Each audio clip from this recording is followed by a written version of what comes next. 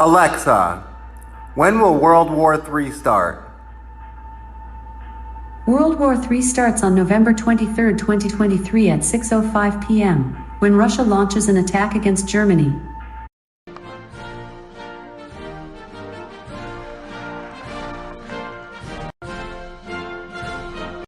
But we'll put it on the record. For the next hour, sit quietly and we will control all that you see and hear. You are about to participate in a great adventure.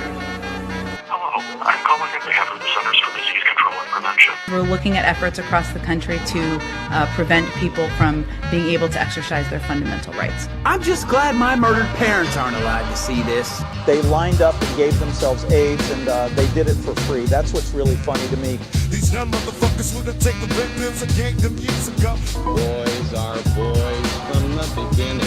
Don't bother us. Who do you think you are? We don't even listen to you.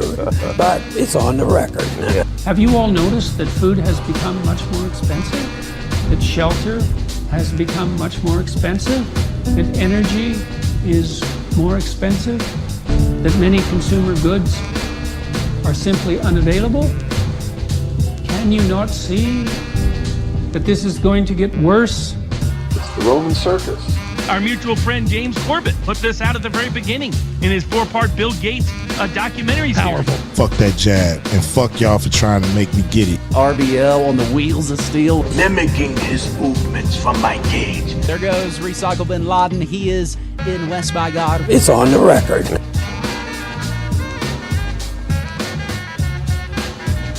Yo, hello and welcome to the next exciting episode of On the Record. On the Record Live. Doing it on BemTube until I get kicked off. We're gonna have some fun. I got a bunch of dancey music.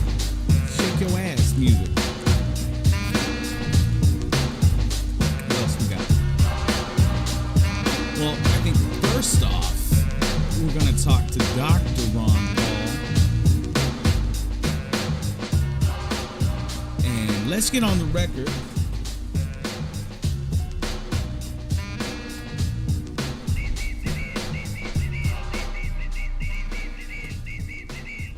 Right now. So live in studio, I've got Dr. Ron Paul. He told you, motherfuckers. Isn't that right? Well, I told you, motherfuckers. You really did, sir.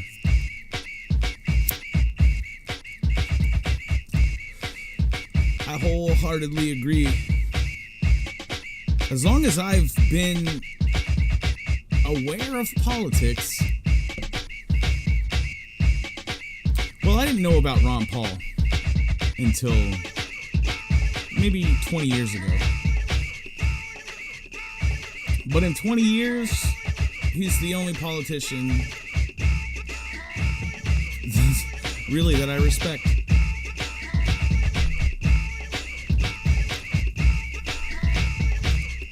And he told you, motherfuckers, we need more Ron Paul, less RuPaul.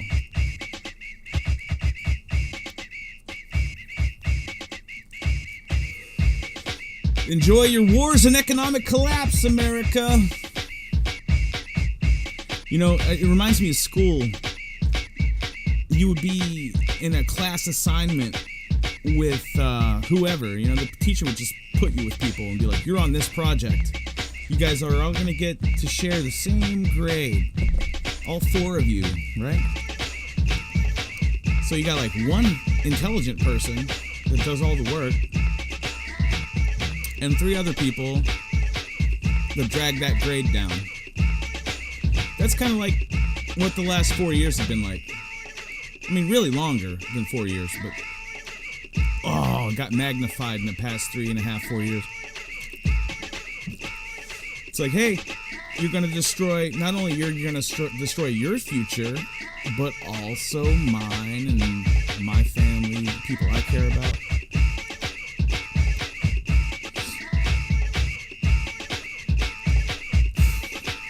What can you do? Sometimes I hear you got to pick the donkey up and carry it through the minefield. Here we go. Let's listen to Dr. Ron Paul. What's happening in the Middle East, in particular with Gaza right now, we have some moral responsibility for both sides in a way, because we provide help and funding for both Arab nations and Israel. And so we definitely have a moral responsibility, and especially now today, the weapons being used to kill so many Palestinians are American weapons, and American funds essentially are being used for this. But there's a political liability, which I think is something that we fail to look at, because too often there's so much blowback from our intervention in areas that we shouldn't be involved in. You know, Hamas, if you look at the history, you'll find out that Hamas was encouraged and really started by Israel, because they wanted Hamas to counteract Yasser Arafat. You say, well, yeah, that was better then and served its purpose, but we didn't want Hamas to do this. So then we as Americans say, well, we have such a good system, we're going to impose this on the world. We're going to invade Iraq and teach people how to be Democrats. We want free elections. We encourage the Palestinians to have a free election. They do, and they elect Hamas. So we first, indirectly and directly through Israel, help establish Hamas. Then we have election. Then Hamas becomes dominant, so we have to kill them. You know, it just doesn't make sense. During the 80s, you know, we were allied with Osama bin Laden, and we were contending with the Soviets. It was at that time our CIA thought it was good if we radicalized the Muslim world. So we financed the madrasa schools to radicalize the Muslims in order to compete with the Soviets. There's too much blowback.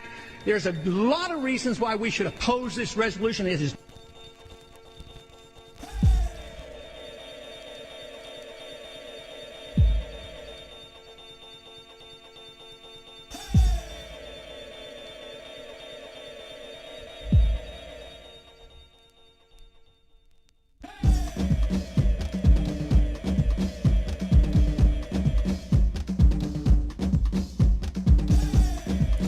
So currently, we've got... Oh, it's over. Shit.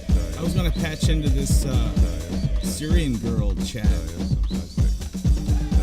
That's a shame. Missed the chance.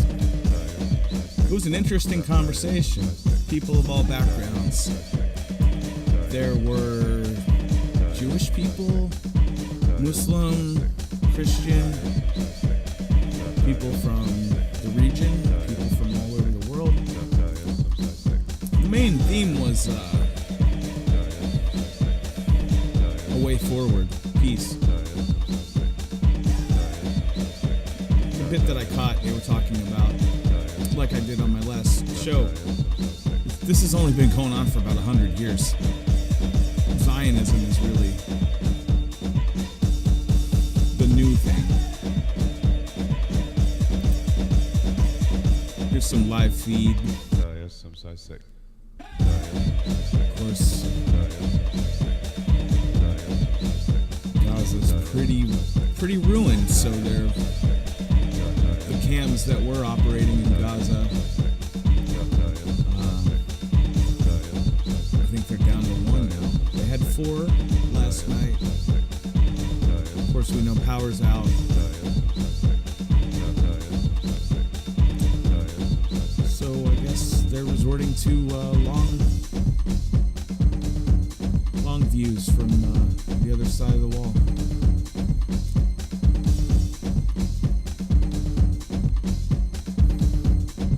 You can still hear the bombs.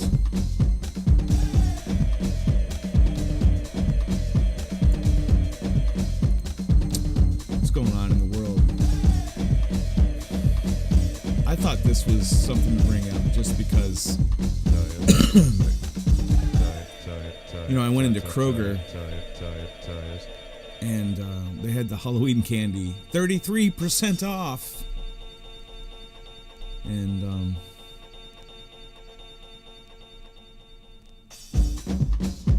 here we've got Harvard president.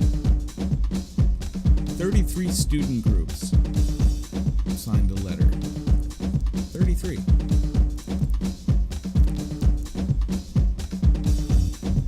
33.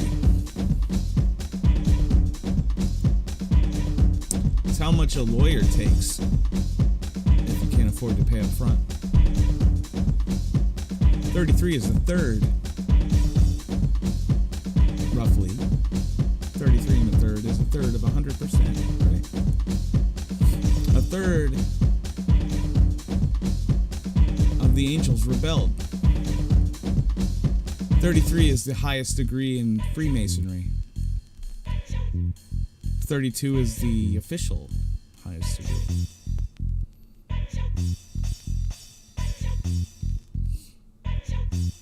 $33 everywhere. Just look, any news, look, 33 COVID, type that in. 33 new cases in every city in the United States. They love 33.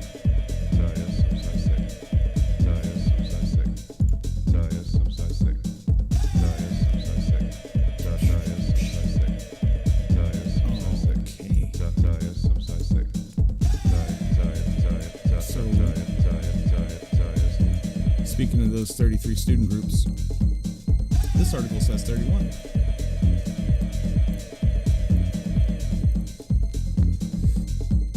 They are to be blacklisted. They've been doxxed. Well, they've been named. I think doxing involves giving out your home address or something, phone number.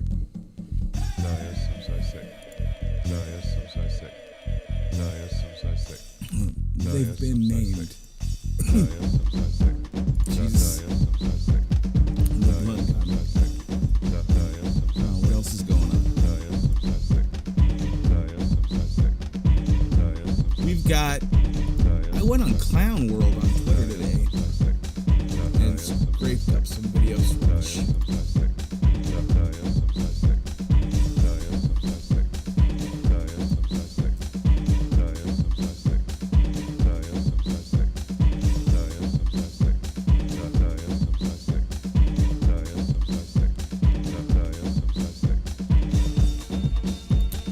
Yeah, Biden was just on TV a few days ago saying the inflation rate's like 3.7%. We're not in a recession. Everything's cool. But if you look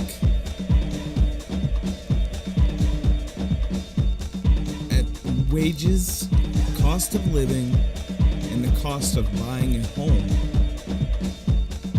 it's never been this bad in the history of this country, including the Great Depression.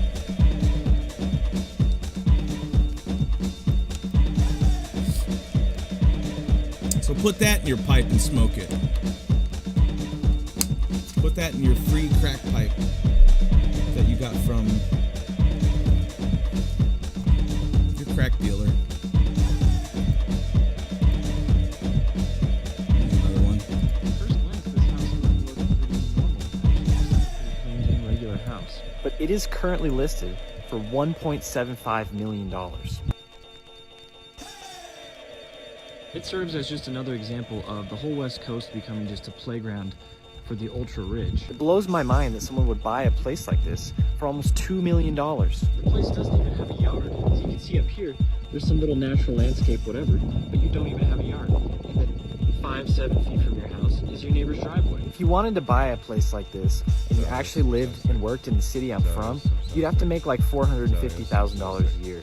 You know what? The average job around here pays about 50 grand, and the average household brings in about 75 grand. And all the new homes here are being built at a price point that is at least double to triple what the average family here could afford. And this problem only continues to get worse, as all the land that they open up for development goes to these developers who want to build these planned communities with these incredibly expensive homes. There's an open house in there right now. I would take you guys for a tour, but I've heard through the grapevine that all the realtors in town, they just really can't stand me.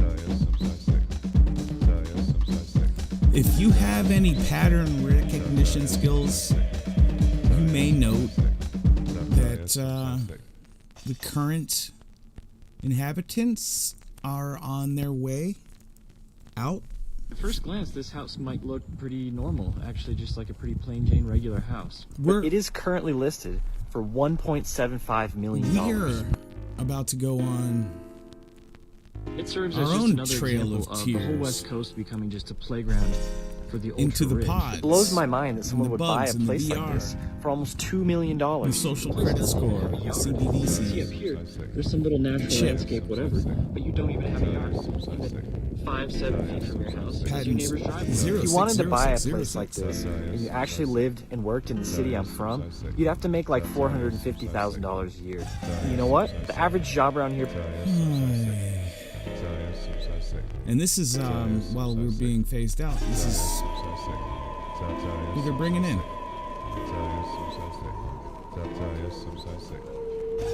There are your refugees right there.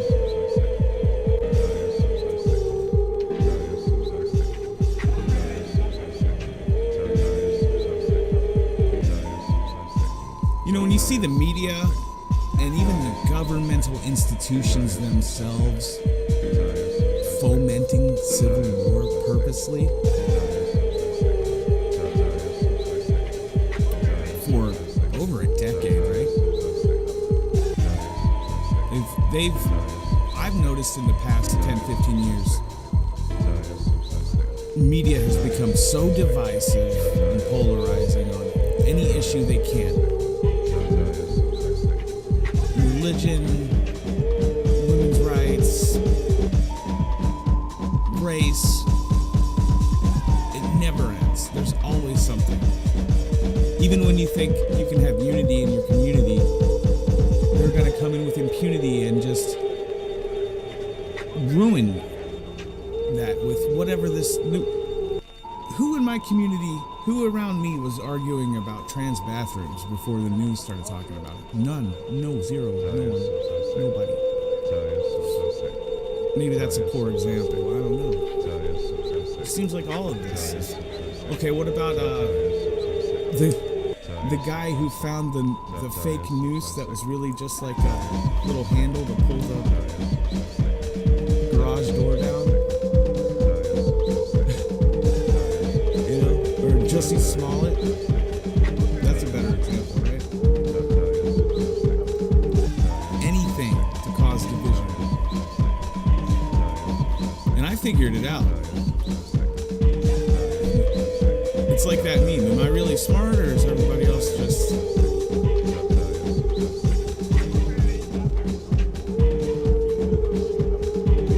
A prison, if I owned a prison and I had 1,000 prisoners,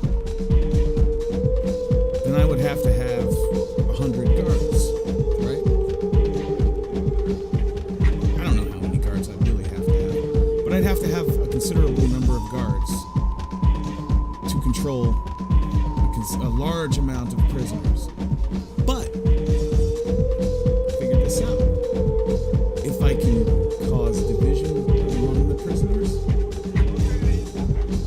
then I don't have to worry about 1,000 prisoners ever. At most, I'll have to worry about 200, 250, 300.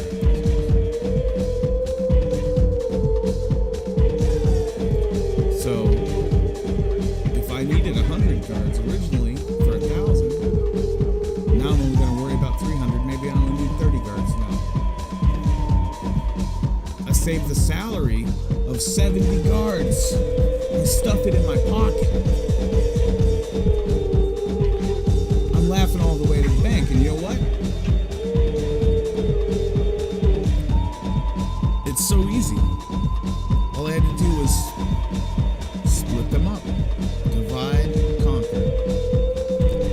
There's this group over here. They're white. They shave their head. There's this group over here. They're black. There's these guys are Hispanic. They're gonna kill each other a little bit, sure.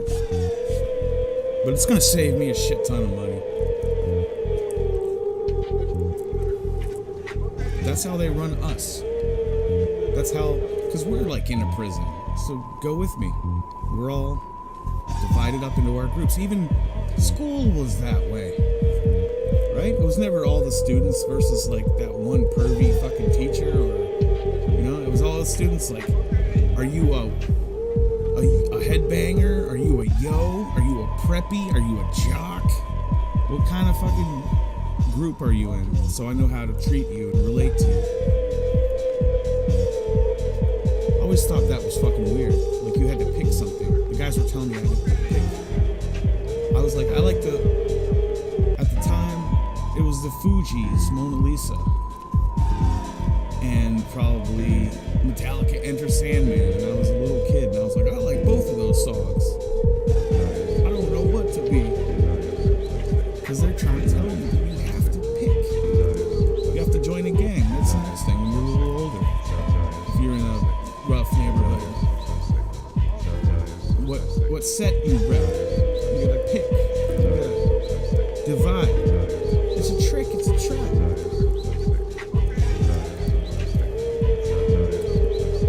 We honestly all. I have to believe this, or I'm just fucking. Whatever. Pray for the meteor.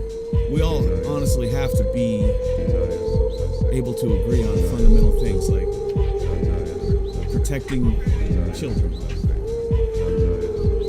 We can fuck up and differ on the way we go about it because of a lack of knowledge or whatever.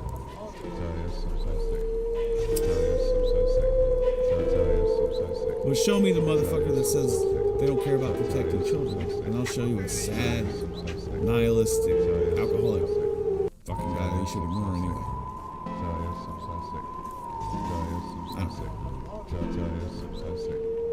This shit right here, back to my original point, all this division they've sown, this country has never been so divided. And if a civil war were to pop off, what do you think all these guys will be doing? I'll tell you. They'll be putting on blue helmets, marching you out of your homes, putting you on trains. They will.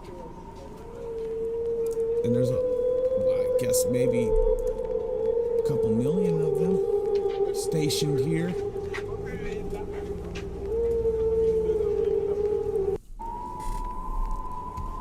Sorry. This is some truly fucking scary, scary stuff.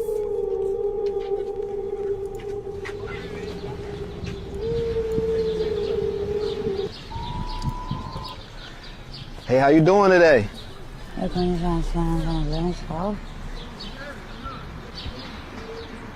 Hey, how you doing? Excuse me. Oh, me? Yeah, we doing an interview, remember? Yeah. What's your name? I haven't heard my name. Oh.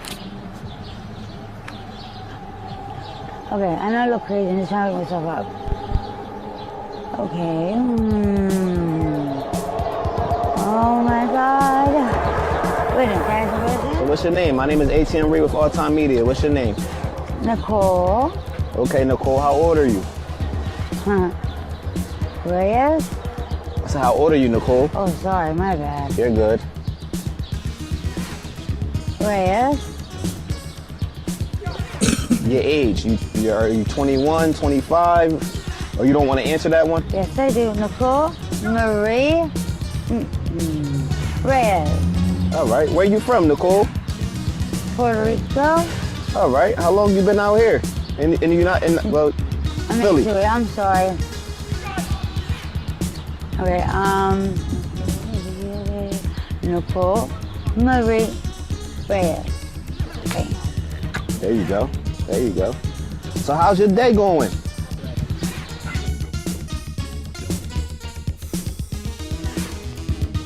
She's beautiful.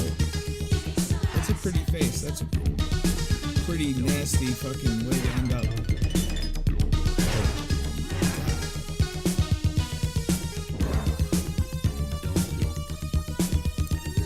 This is just, I don't know when or where this happened. It's just good to see.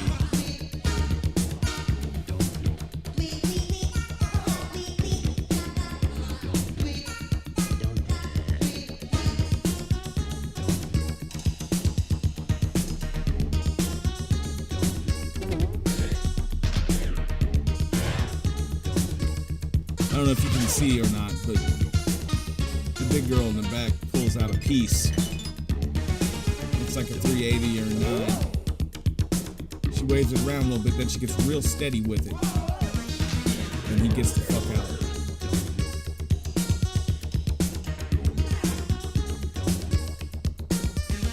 I have never seen so many men punch women in the fucking face as hard as they can. Like, this generation is just fucking... It's going hard.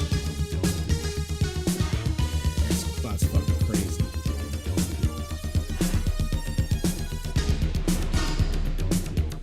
More crazy. Some crazy stuff. Again, I don't know when or where. Yeah, let's pay attention to this for a second.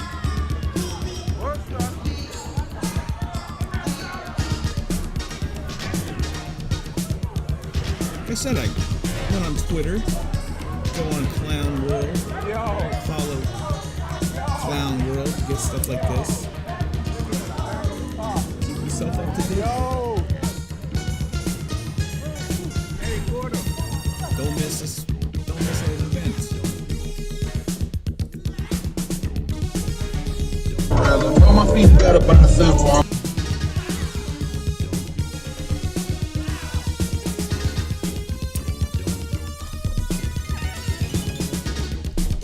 I guess this is a new trend. People just gonna jump up on your car and fuck it up.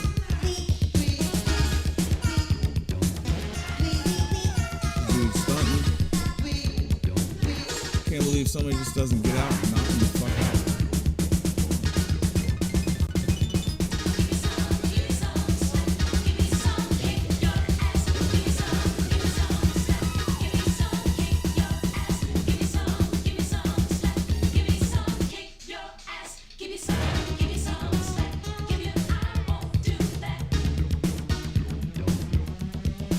Like, the only thing I kind of feel is like you would have a fear of a car, right? And he's conquering his fear and like going on an attack against a car, but he's kind of like a fucking idiot. He's like a dog barking and chasing cars, bro. I don't know what this proves, you know what I mean? Like, I'm like, you just kick somebody's fucking nice car.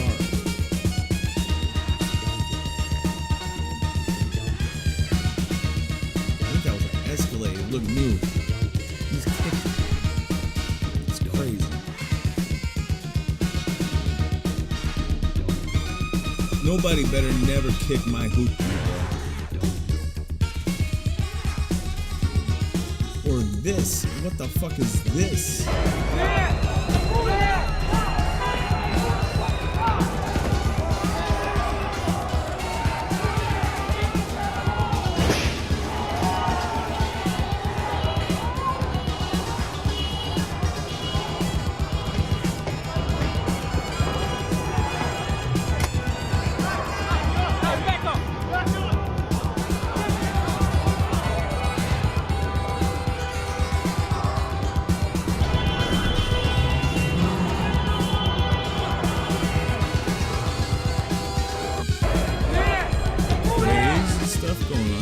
That's kind of just like downtown when the bars let out. But look at this.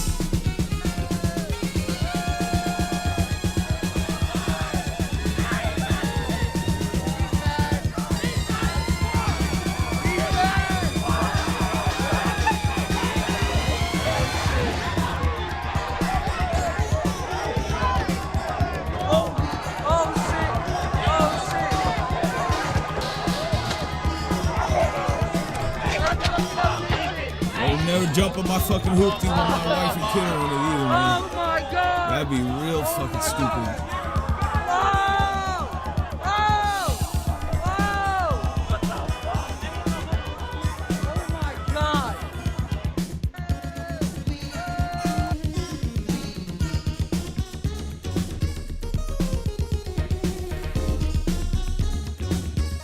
You know, trying to stay fair and balanced. I saw this. I can't exclude it. I have to share. I know this is This is another thing that exists. You're a liar. I wouldn't trust you. I'd have to hate you as well. So the point is you won't have a conversation with me because I'm a Christian. No, I won't believe anything you say because you're a liar. And you're a Christian as well. I hate you for the sake of Allah. You hate me for the sake of Allah. I hate you for the sake of Allah. All right. I hate you for the sake of Allah. Every Christian, I hate you all for the sake of Allah. Any Jew, any Christian, I hate you all for the sake of Allah. He hates me for the sake of Allah. You hate these and the other. Would you kill me if you get a chance? If we're in war, I would chop your head off. Yeah, Allah guides you. If we're fighting in war, am I supposed to let him kill me? I said if we are. No, let's ask this again. Do you hate me? Yes, I hate you for the sake of Allah. Who taught you to hate me? Islam did. You're a liar. I wouldn't trust you. I'd have to hate you as well. So the point is you won't have a conversation with me because I'm a Christian. No, I won't believe anything you say because you're a liar. And you're a Christian as well. I hate you for the sake of Allah. You hate me for the sake of Allah. I hate you for the sake of Allah. All right. I hate you for the sake of Allah. This is, perhaps fake. It's so ridiculous.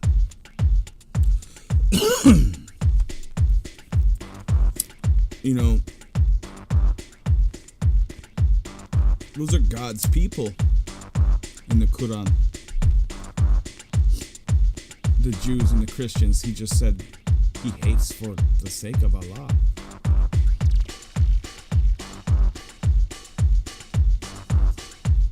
Yeah. It's like when you have a good idea, but then it becomes an institution and people get in charge of it and they make the most of it in a selfish way. You end up with a corrupt institution that often does the very opposite of what the original good idea was. So you have your crusades and your jihad. Although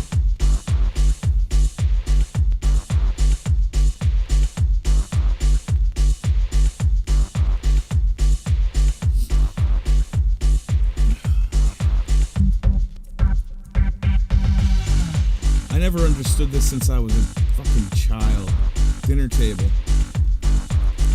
Ask my parents questions constantly. God bless them. They didn't get too mad.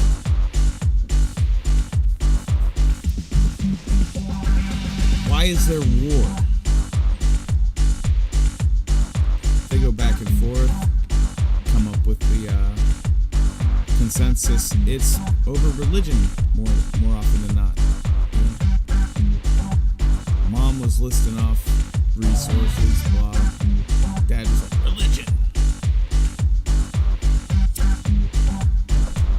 That fucked me up. I think I was like 6 years old, maybe 5, but it fucked me up.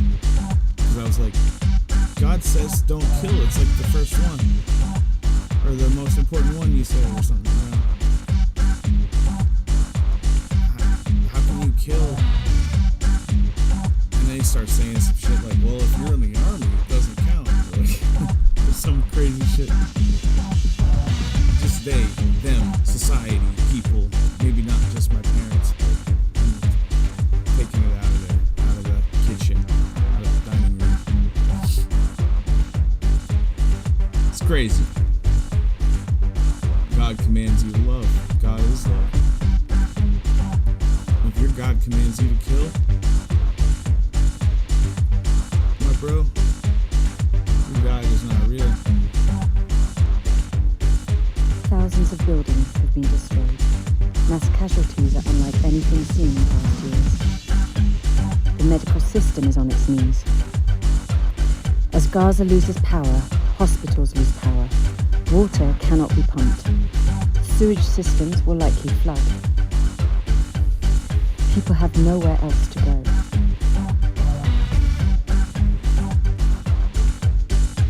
Thousands of buildings have been destroyed. Mass casualties are unlike anything seen in past years. The medical system is on its knees. Fucked up, but this reminds me of the intro. As Gaza loses power, hospitals lose power. Water cannot be pumped. Sewage systems will likely flood. Old cats will get that reference maybe. People have nowhere else to go.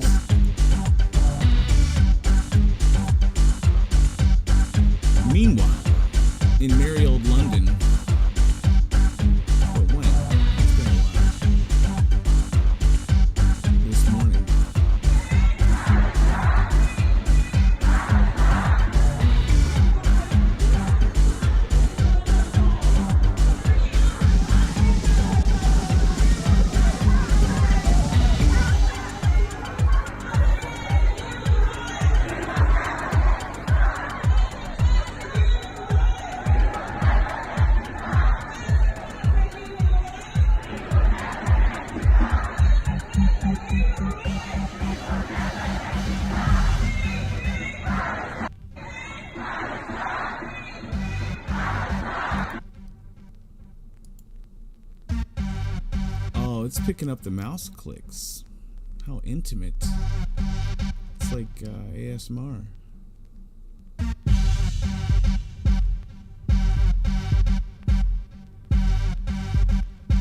What is this?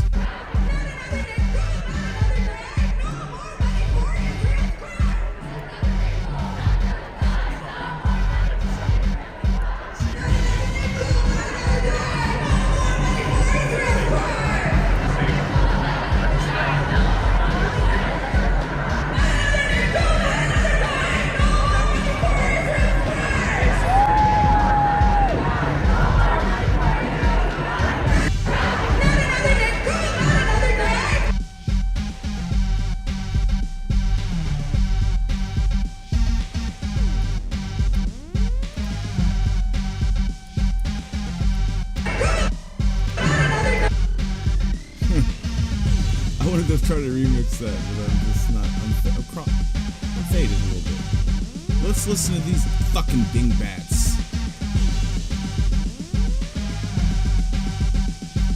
This is, and remember what I said earlier about pimping an AstroTurf civil war through the media. Go ahead, Sonny, you want to say something? No, I look at this from a legal perspective, and I think that we all know that Hamas has been designated a terror organization, just like many other terror organizations have had this designation, like the Proud Boys here in the United States. Go ahead, Sonny, you want to say something? No, I look at this from a legal perspective, and I think that we all know that Hamas has been designated a terror organization, just like many other terror organizations have had this designation, like the Proud Boys here in the United States. Go ahead, Sonny, you want to say something?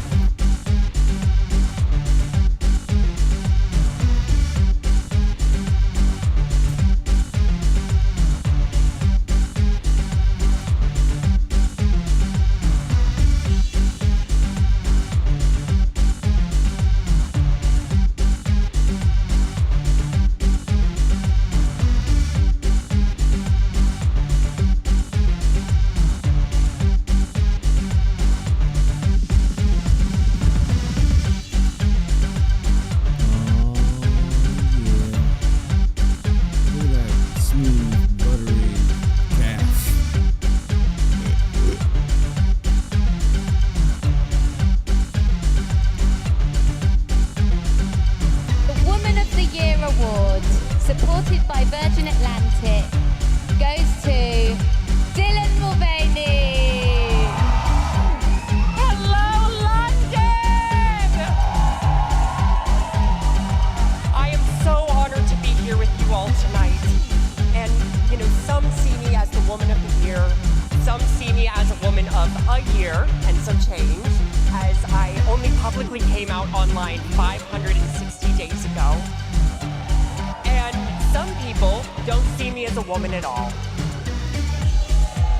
I know, which is why receiving this honor from a queer publication like Attitude means so much more to me. Because here's what I've realized. You ready? Okay.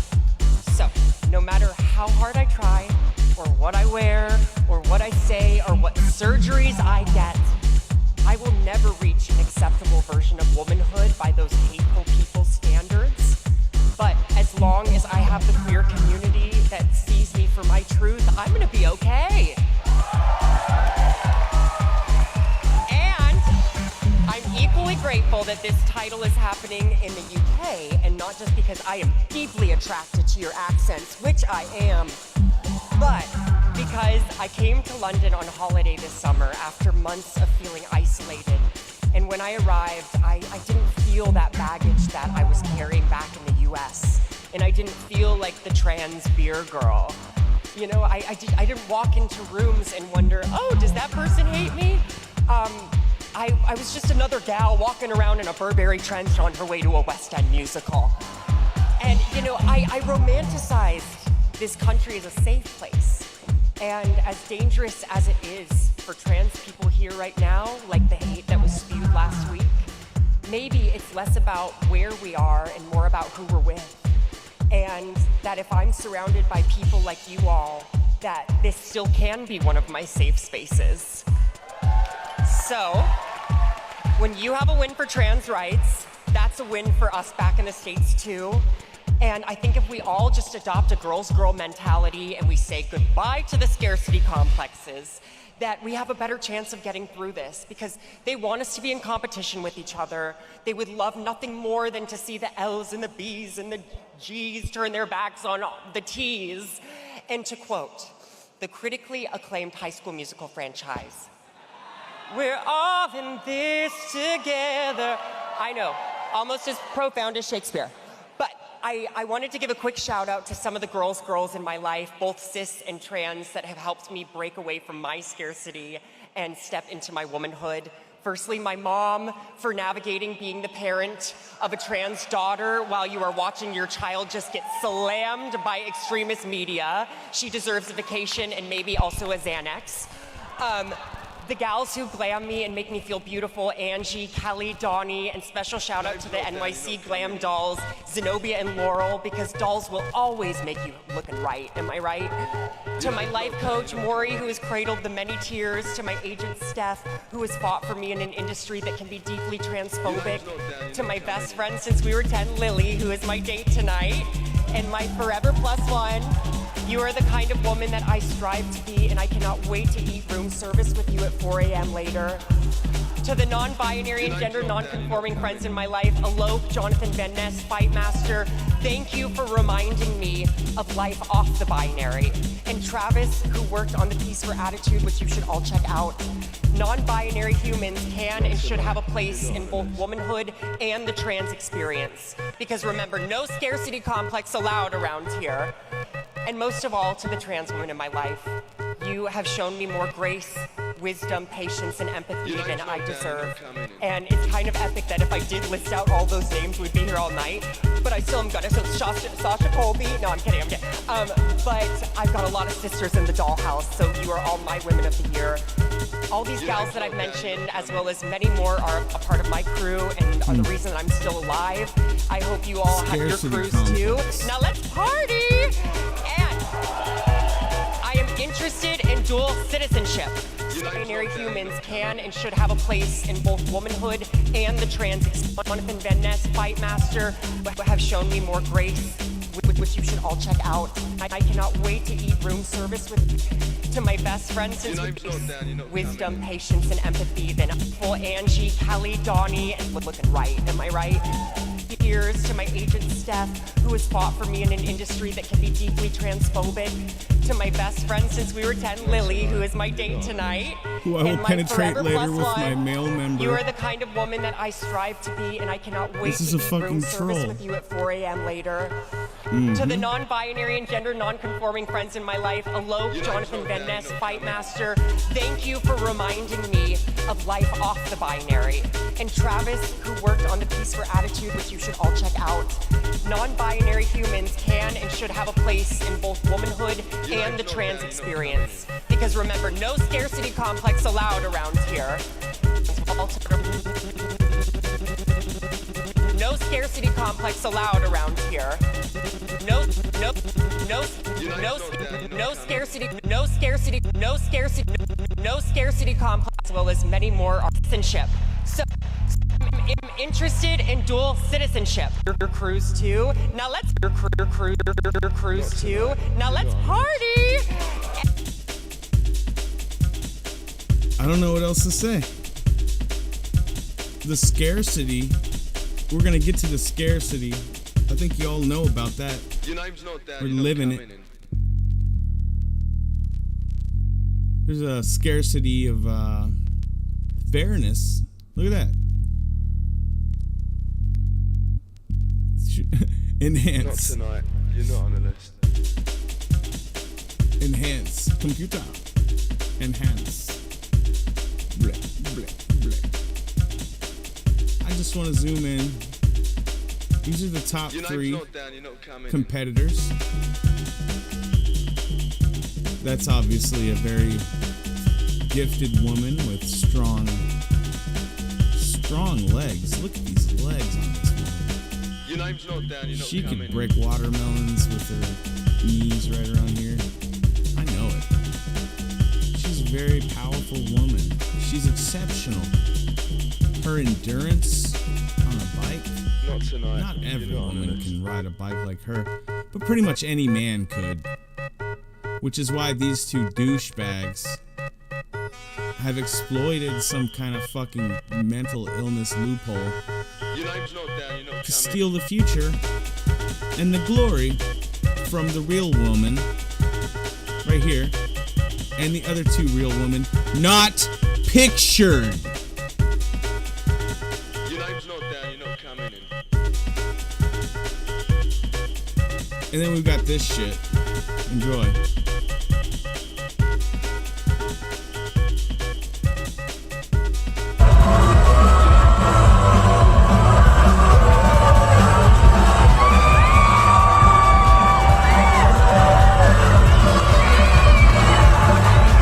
Kids are screaming, but I don't think they're having fun. Getting pelted with fucking tampons, with cardboard applicators.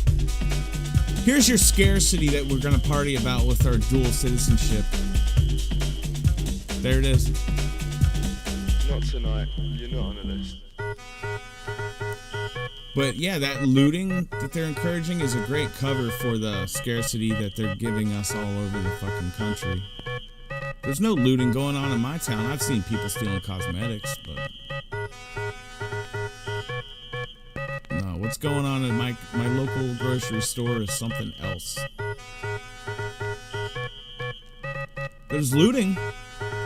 There's been a lot of looting during the lockdowns. 40 new billionaires. Maybe it was more than that. I don't know. That's a lot. Bezos doubled his wealth, at least. Listen, man, I've told you once. There's been looting. You're not on the list, don't worry. That's not why my grocery store is half empty. Your name's not down, you're not coming in.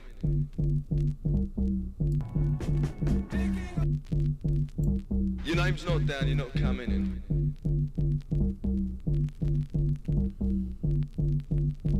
Your name's not down, you're not coming in.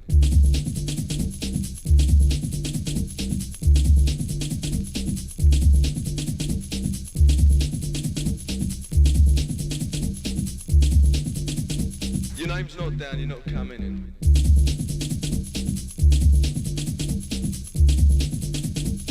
You know, I've been showing Philadelphia from Street Records on YouTube. This is Boston. Not tonight. You're not on Urban Visuals. That's what I've got. Herb and Visuals. Your name's not down, you're not coming in.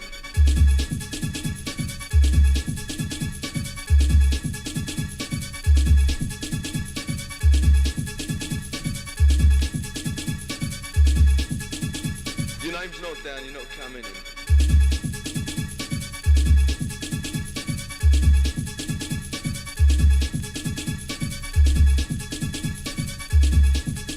This was an interesting article. Your name's not down, you're not coming in.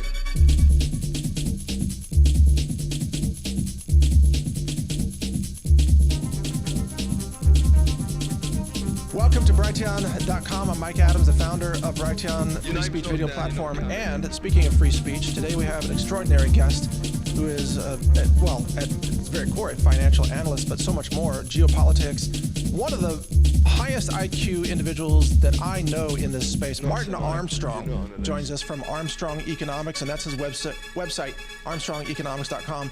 Mr. Armstrong, welcome back to the show. It's great to have you on today. Well, thank you for inviting me. It's my honor, sir. You do extraordinary work, and I really enjoy your short posts and your analysis of what's going on. I understand you've just posted a full report about Israel called The Next Jihad. Is that right?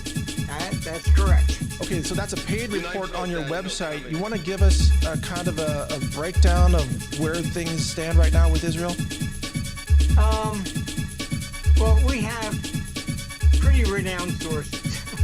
And effectively, this is the next World Trade Center fiasco. I mean, Our sources were saying that even people, troops that were at the border were pulled away 2 days in advance and reassigned.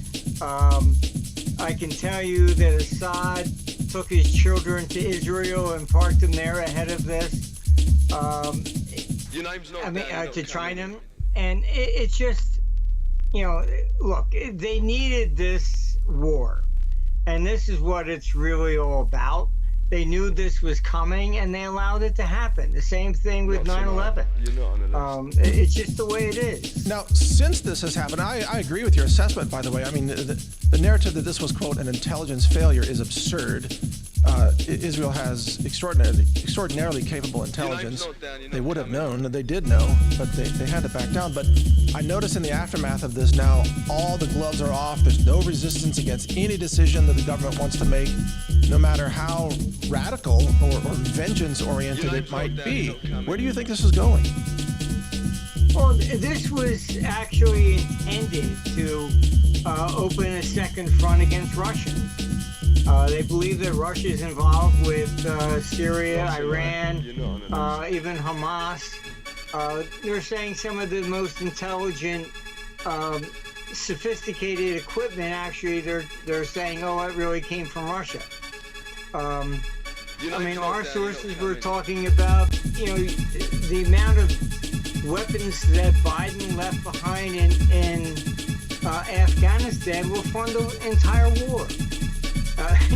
Yes. This whole thing is just one giant joke. It's the same thing with Ukraine. It was the U.S. that instigated Kiev to attack the Donbass, and that was back in 2014. Right. The very people that were caught in Syria, gassing Syrians to try and blame Assad, they've been involved in Ukraine. This has been about creating war. And in all honesty, what's really happening here is the global financial system is imploding. Yes. That's why they need, digital currencies, all this sort of thing. They've been borrowing since World War II with no intention of ever paying anything back. And I've been in meetings for 40 years warning them this is not going to survive. Yes. And here you have these neocons that have just never gotten over the fact that the Cold War, and communism actually failed by itself. What do you make of the fact, and you already mentioned Russia, but what about the fact that Barack Obama, of course, laundered billions of dollars, gave it to Iran, that also enabled Iran to essentially relaunch its nuclear weapons development program, and then Joe Biden unleashes another $6 billion just recently, and then on top of that, you have the Democrat Socialists in America, some members of Congress now celebrating Hamas. It seems like certainly the Democrats, at least Obama and Joe Biden, were funding Iran, which is funding Hamas and Hezbollah and others. Is that accurate? Well, yes. What you have to understand is that under the pretense of liberalism, it's really fascism. What is fascism? Fascism is really when government is taking control of the private sector. That's really what fascism truly is. All right, they direct everything, what you're going to manufacture, how much, where it's going to go, etc. This is basically what they're getting involved in, and we've been moving down this direction with cancel culture and all this sort of thing. All the the media is just the cheerleaders for World War III. It's astonishing. But, it really is, yeah.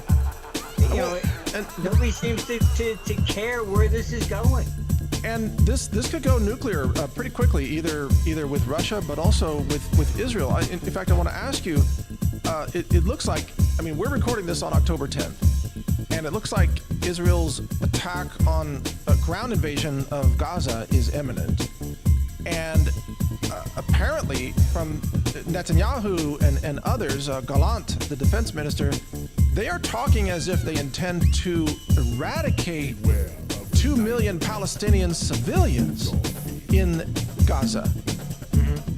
And they've cut off their food, their water, their electricity, and they are talking as if they intend.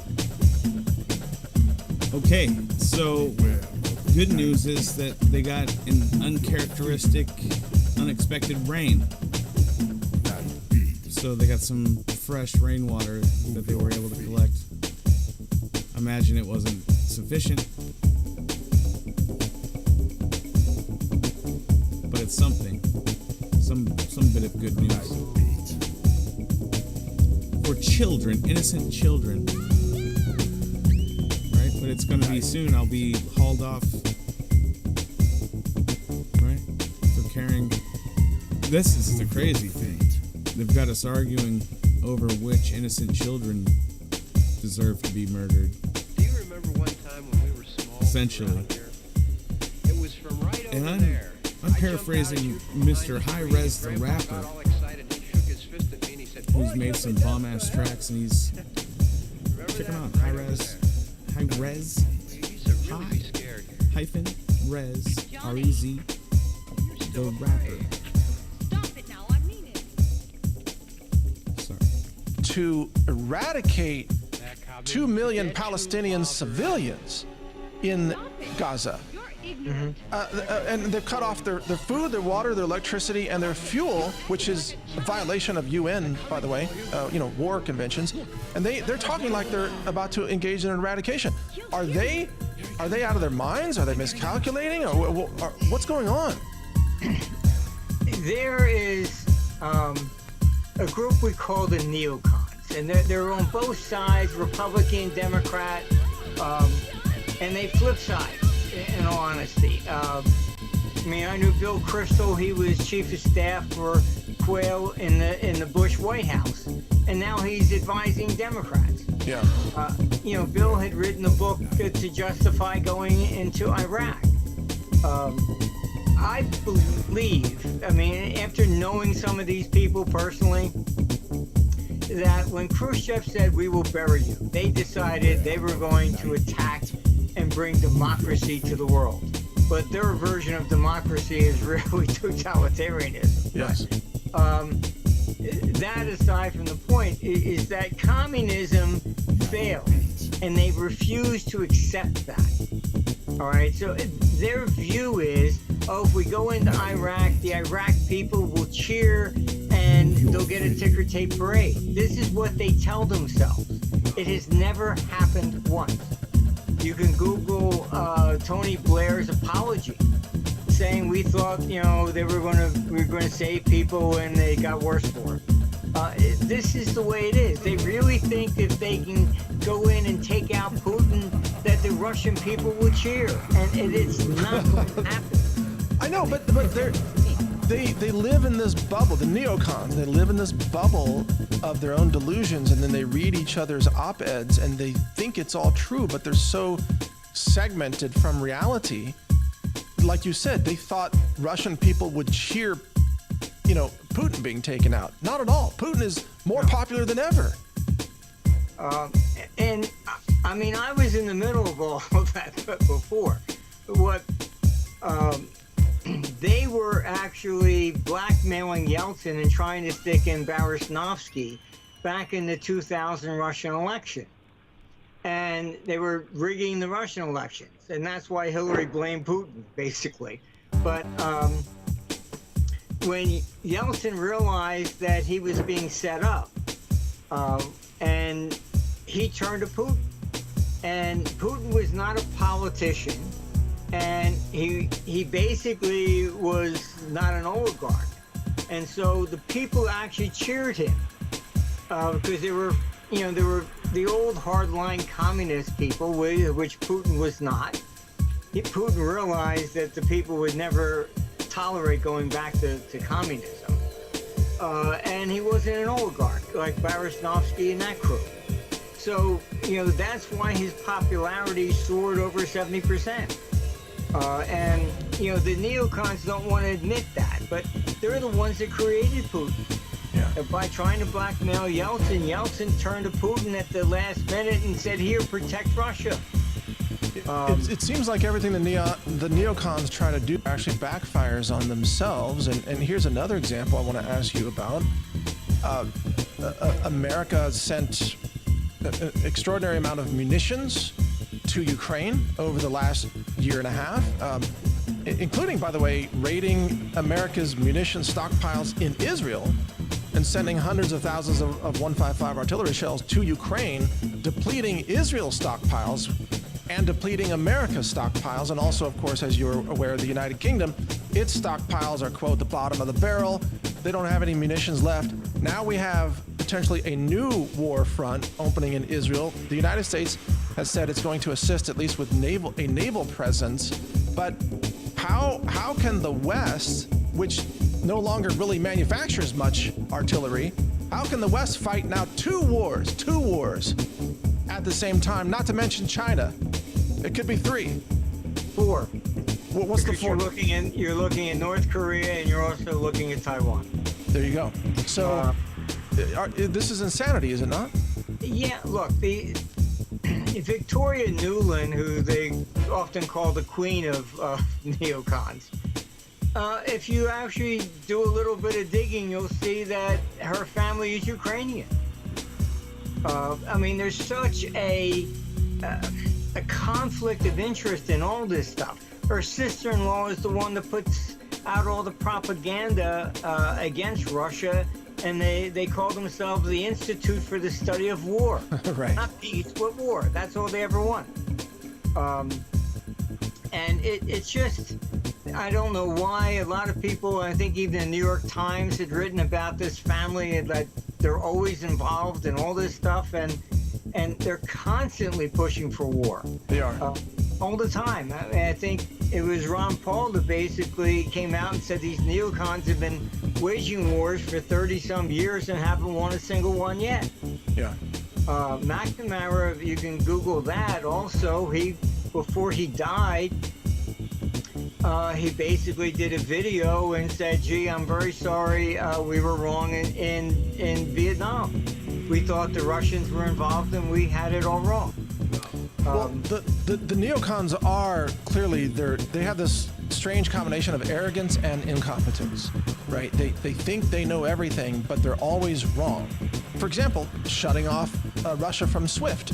They thought that would destroy the Russian economy. Had the opposite effect, right? And now the world is moving against the dollar. Yeah, look, these people have no interest in the economy whatsoever.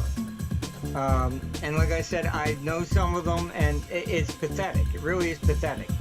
Once you with SWIFT, when Russia went into Crimea, Obama went to SWIFT and wanted to have Russia taken out. And SWIFT said, no, you're not going to turn this into a political, tool. So what did they do? They replaced the head of SWIFT in 2019, and he does whatever he's told. Yeah. So now you have the world economy divided in half. We're never going back to where it was.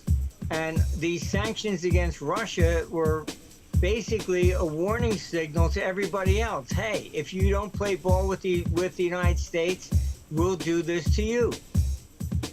They actually came out and were threatening China. You provide arms and we'll cut you out. So now China has its system and it's building up its own, old Silk Road.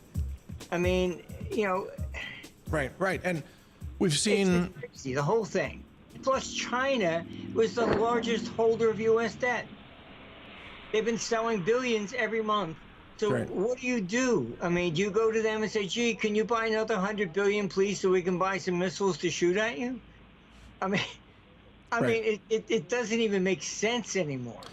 Well, I think one of the questions a lot of people have is, how long can this spiral of debt continue when you have 10-year treasuries creeping up near 5%, and you have the costs of servicing the national debt getting, approaching $1.5 or $2 trillion a year, and fewer countries willing to buy U.S. debt, where does this end? How long can this go? Not real long, actually. It starts getting pretty bad after 24. But what's important to understand here is that this is it's out of control of the Federal Reserve. I know a lot of people are always looking at the Fed and blaming the Fed, whatever. When Powell testified, the last thing he says, and international consideration. All right? He's basically telling them we have no control over really inflation, which is the #1 cause is war. And, you're bashing China. China not buying the debt means that interest rates will go up if the Fed wants them up or not. Yes. This is out of control of the central banks at this stage. And interest rates are going higher. There's no question about it. And the Fed can't even stop it.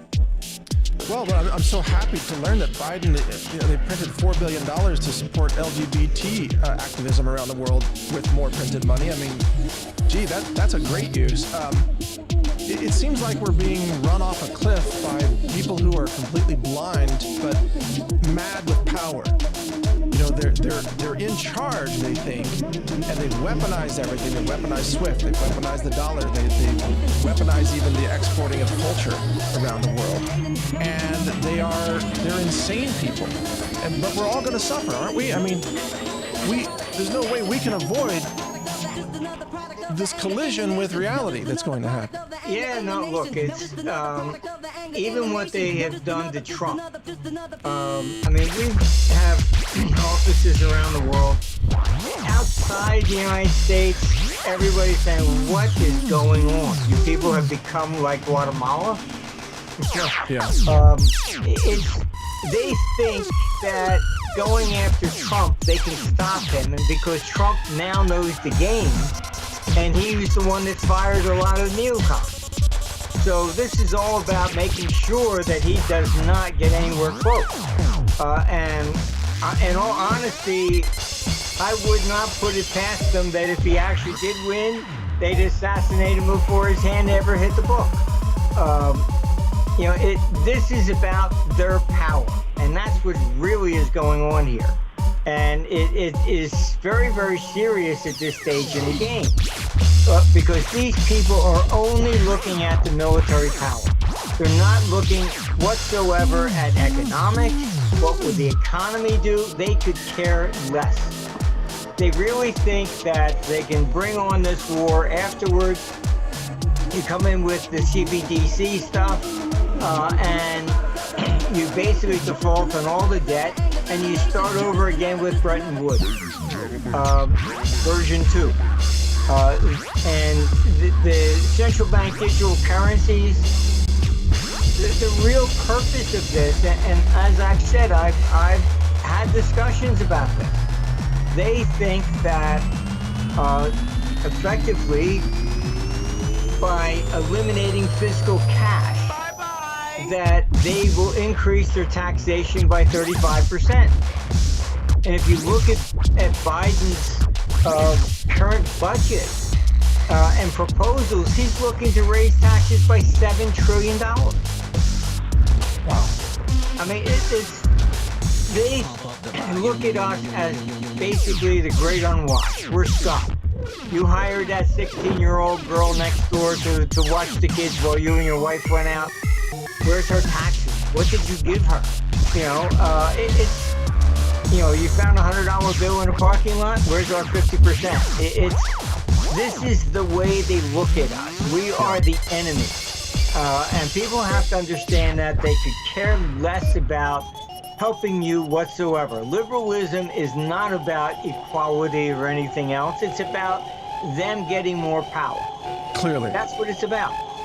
Clearly.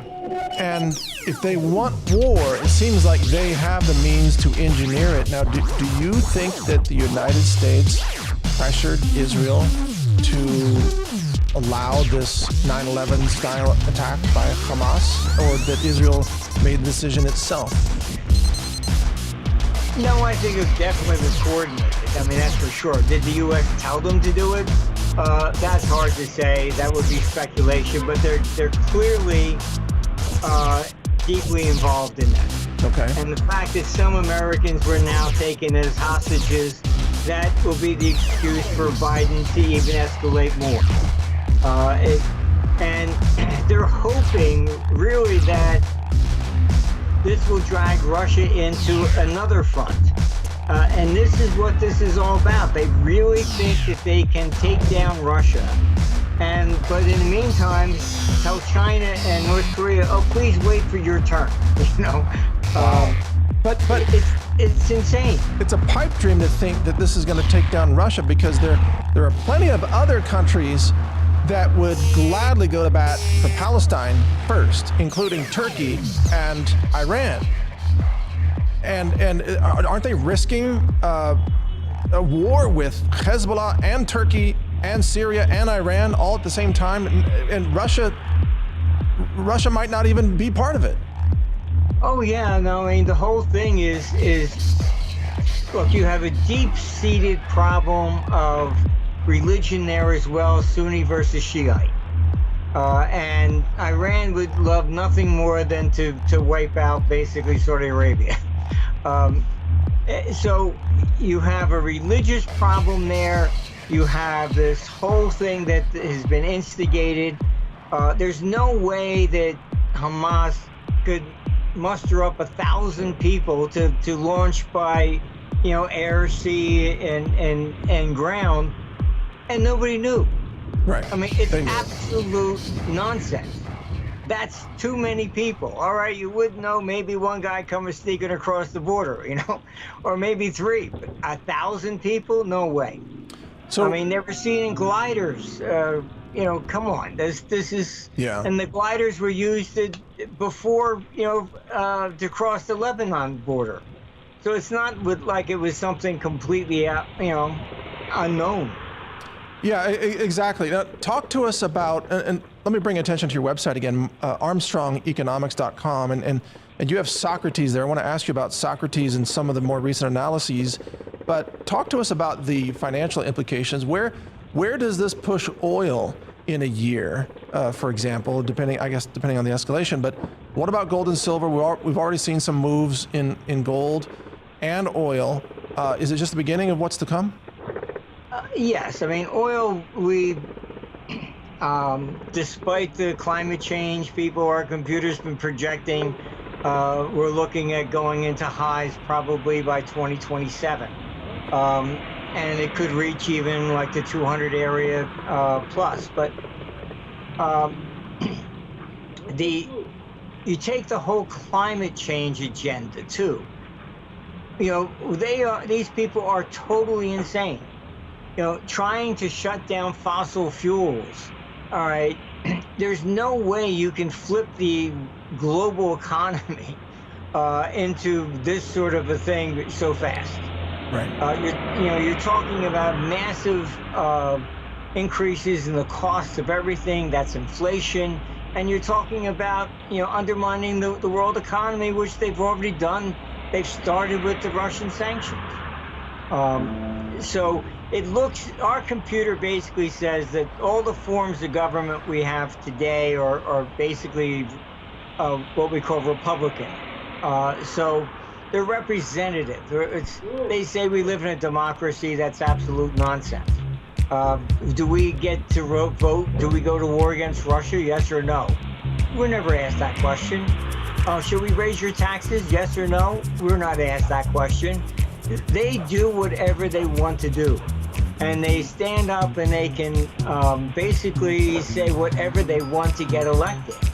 I mean, I've worked intensely with Washington, and people don't realize. I mean, I could run for office and say, vote for me, I'll give you X, Y, Z, whatever. Then I get there and they go, that's very nice.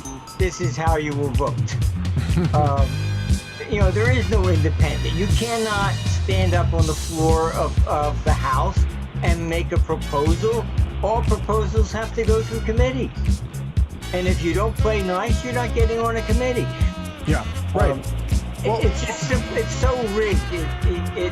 We are nowhere close to a democracy. whatsoever. Well, that brings in our computer showing the collapse of Republican forms of government by, I would say by the end of this whole fiasco, you're looking at it by going into 2032.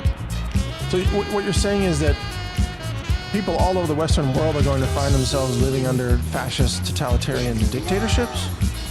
Pretty much, and that's what finally gets people off their couches and stop watching the TV and say enough is enough. We go through these cycles basically roughly once every 300 and some odd years.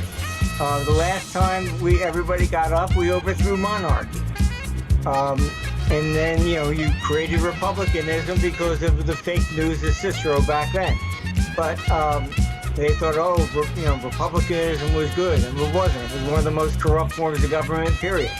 But so this time it's going to be, Republican forms of government that do not address the people whatsoever. I mean, you can look at Klaus Schwab's 8 points, and in his 8 points for 2030 is the end of democracy. Yeah. This is, you can look on our site. We posted a video from 2016 by the London Financial Times. And when Trump was elected, they went into a state of panic. Because suddenly they thought, oh my God, people could actually vote us out of power. And that started this whole WEF nonsense. And extreme censorship too. Yeah, censorship, everything. And suddenly democracy became populism, evil populism. People are too stupid to know what they really voted for. Yeah. I mean, just look at Trump. Trump wins every debate and he's not even there.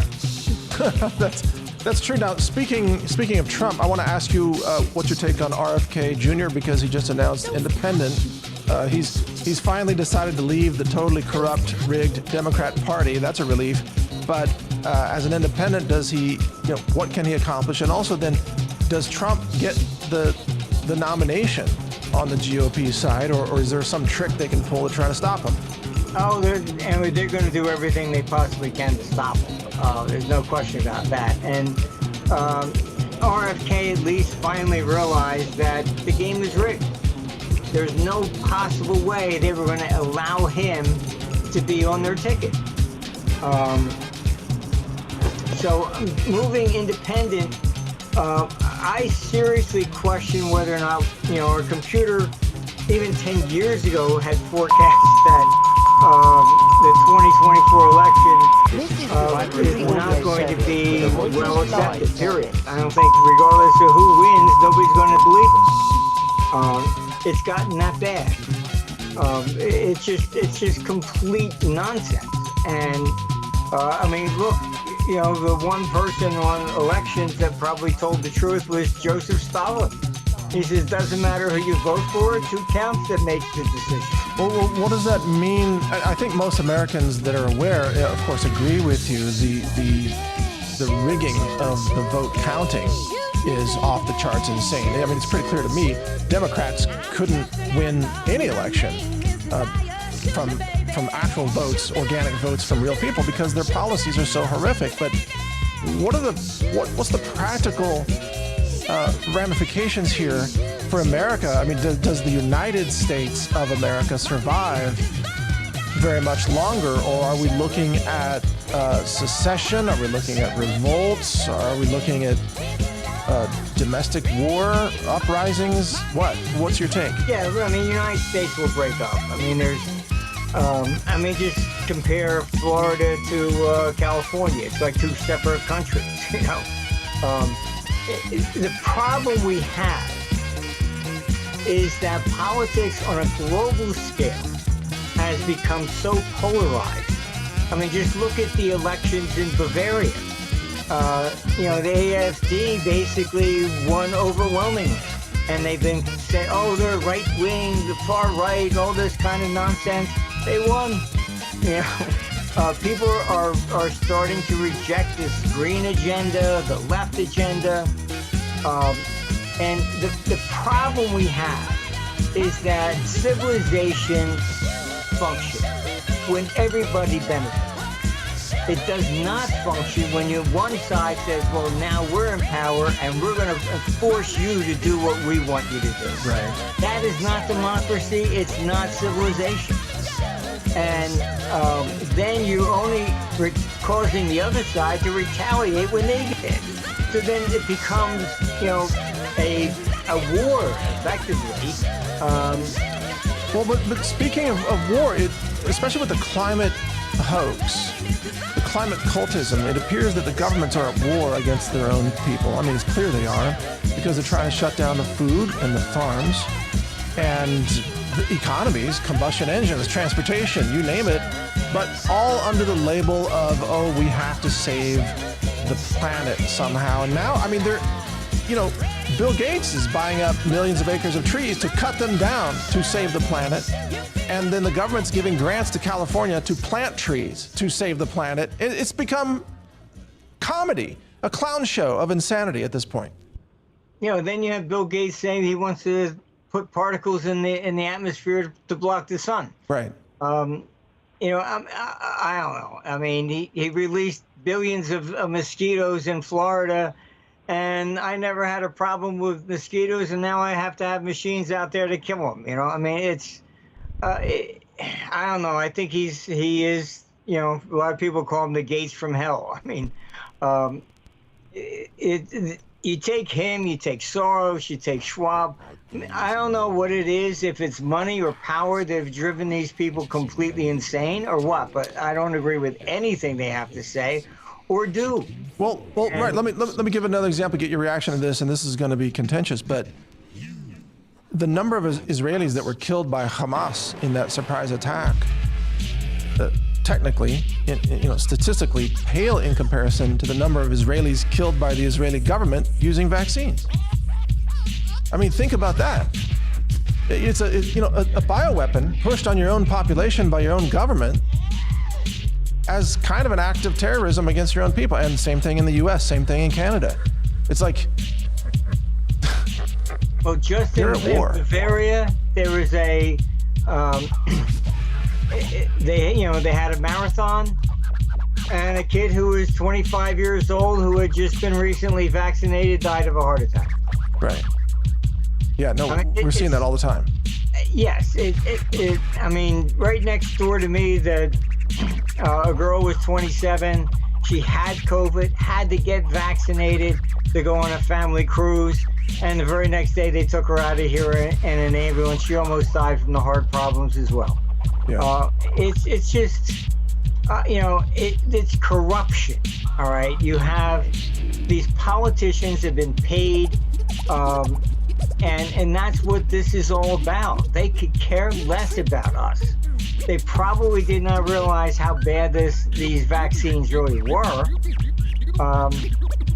But they rushed them into emergency use anyway, without clinical trials. They didn't care. Yeah, I mean, it's complete insanity. Would you buy a car if they said, okay, fine, General Motors, you can't sue them, and 1 in 10 cars blows up when you put the key in? No.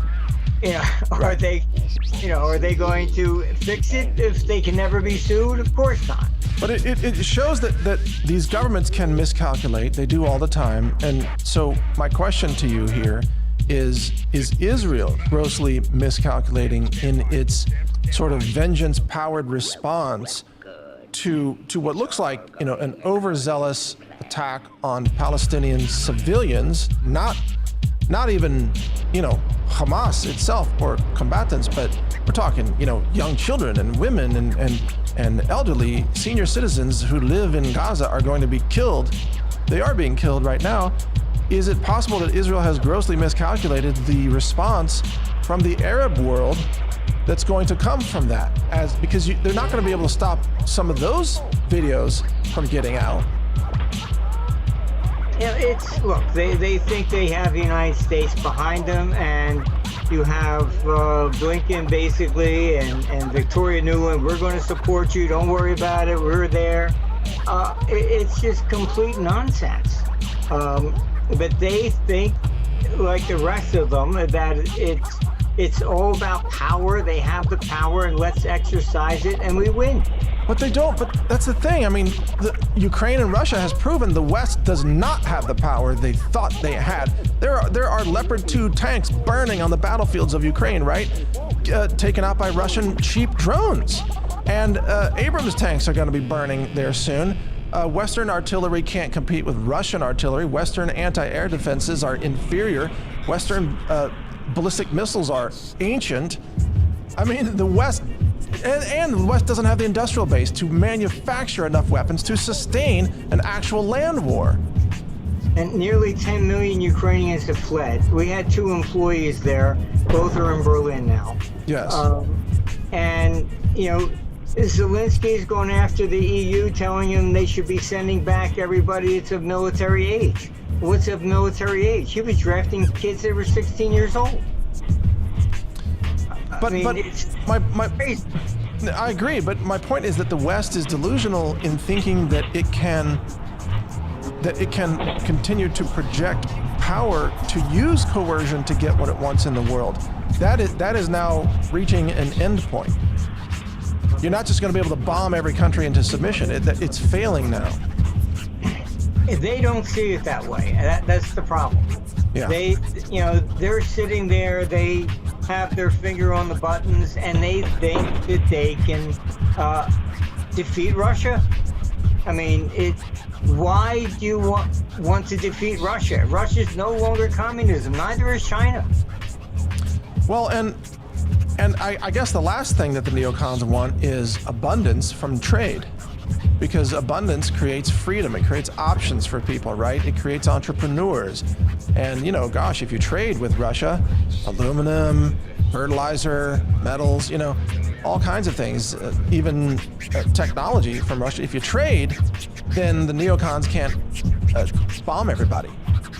Yeah, no, that's why they were trying to cut them off. They thought that they could do that and undermine their economy, and they will collapse. It's just not going to happen. So big picture, Martin. Well, what about Socrates? Are there any big hits or signals from Socrates about 2024?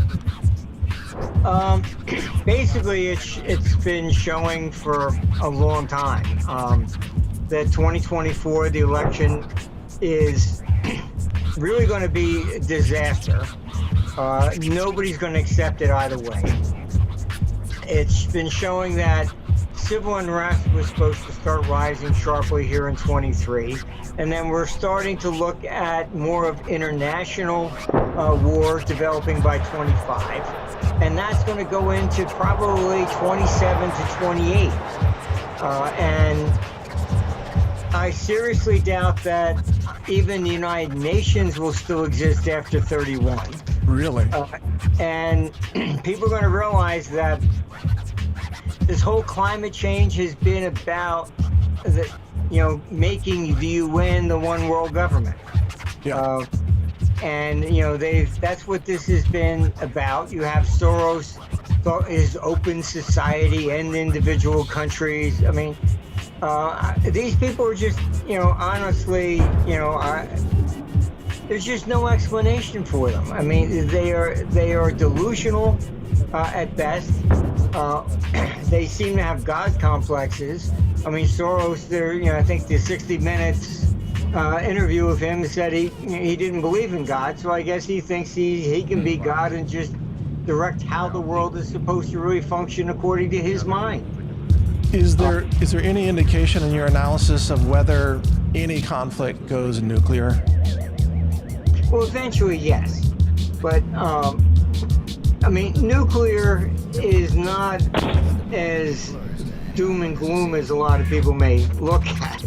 I mean, look at the cities of Nagasaki. I mean, they're thriving today.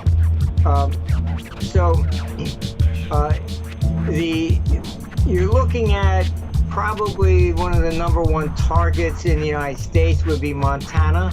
That's where a lot of the international ICBMs are. And after you take out those types of targets, then you go after the financial side. So you'll take out New York, Houston, LA, Chicago. They'll look for the financial markets. But honestly, you start moving to these central bank digital currencies, it's insane. Because, I mean, I've even, said to them, I said, all they have to do is basically explode a couple of bombs basically over the United States, and you wipe out the internet. Right. It doesn't even take a nuclear detonation. Just an EMP weapon takes out the infrastructure. I mean, nuclear also, will have EMP as well, but just an EMP bomb. I mean, why would you create these cryptocurrencies and that can be all vanishing in the middle of a day? You're talking about the CBDCs? I really think that tangible money is really the best thing, because I mean the rest of it, who knows? Yeah. At this stage, you really want to put everything in bank on an electronic deposit? Well, we're just about out of time. I want to be respectful of your time, but give out your website again, ArmstrongEconomics.com. And Martin, the picture you're painting for us is pretty scary for a lot of people. Years of war. But the real world events that are taking place right now, I think, absolutely confirm that this phase has begun. And it's clear to all of us that these neocons in charge, like, Newland and Blinken and Sullivan and so on, gosh, if they called me and said, hey, we're from the government and we're here to help, I would run as fast as I could away from them. Please, God, get these creatures away from me, because they're just walking demons and disasters on a global scale. But dark times ahead, huh? Yes, but you have to understand there is a light at the end of the tunnel. And that's what our computer is showing is 2032. Oh, okay. Okay, we get to redesign government at that point. So we have to survive 9 years. Fathers, recreated the United States after the revolution. That's what we're looking at. But you don't get there without the first, 8 years of blowing it all up. Wow. Eventually, the average person is going to look at this and hey, this climate change stuff is nuts. It's costing me twice as much to live. That's what you need to get the average person up off the couch and say, hey, this is not working. And that's what the next 8 years. Yes, in some cases it's dark, and I mean, these people are dark individuals. Yeah. And we just have to understand that, and it's best to understand what we're actually facing. So it's kind of like me throwing a punch at your face, and I say, here it comes.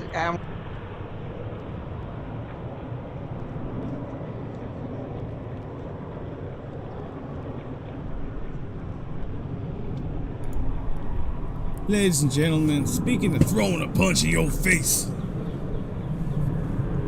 I have to explain something.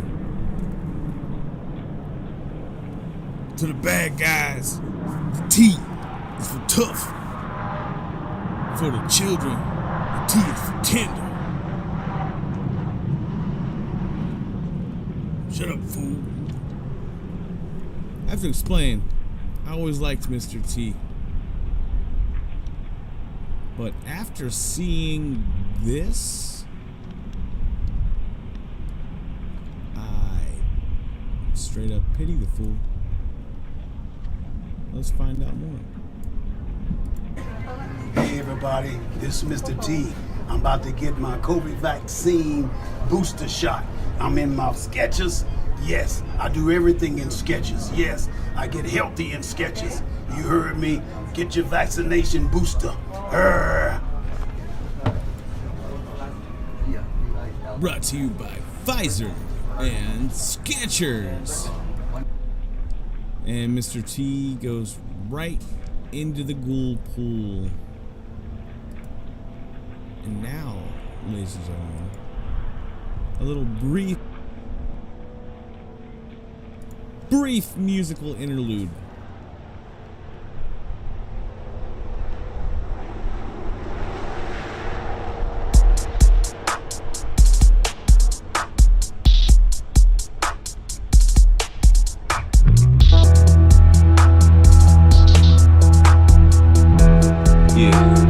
Shout out to Dead Fella and all these dead feelings. that heavy heart, sick to my stomach. I love my country, but I hate the bucks who run it.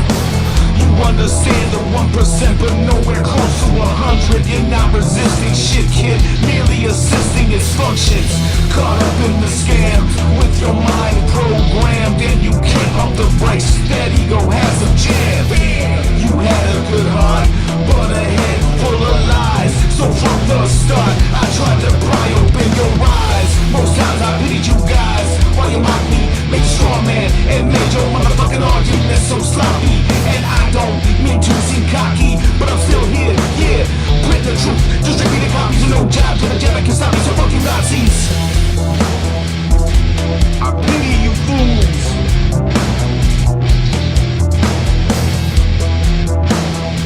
I swear I pity you fools. Cause we were friends since the 3rd grade, look at us now. I once tried to uplift those who just put me down. And we were friends since the 4th grade, look at us now. We'll see who laughs last and who's the fucking clown. You put it another way, Ron, it just makes common sense. We know that the people who are dying from this side, and then you find out that it takes 12 years. You're only keeping track of old scores. I'm burning bridges in this Cold War. The rich and scoring keeps the flames warm. Stop coming at me with this new norm. You never understood the past fully, so how could you design a future? All those are created by the rulers. Your reaction enables solutions. Mine's more polluted than Fallujah. Still you refuse to give a view to the truth. Your humble brother tried to school you. Motherfucking getting kicked off the you. See me as another mad bully. I see you just like a motherfucking drone. This ain't no game, ain't no poker face. I showed you all the cards I hold. Yeah, so double down now, cause I won't fold. We're out here playing for our very souls. You didn't know? You didn't know? I pity you fools. No, really I do. Cause we were boys since the 8th grade, look at us now. I once tried to uplift those who chose to put me down. And we were boys since the 9th grade, look at us now. We'll see who laughs last and who's the fucking clown.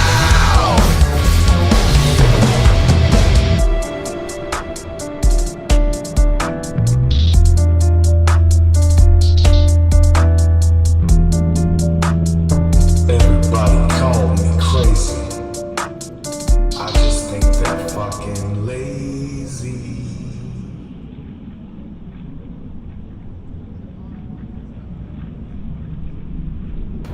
Mercury.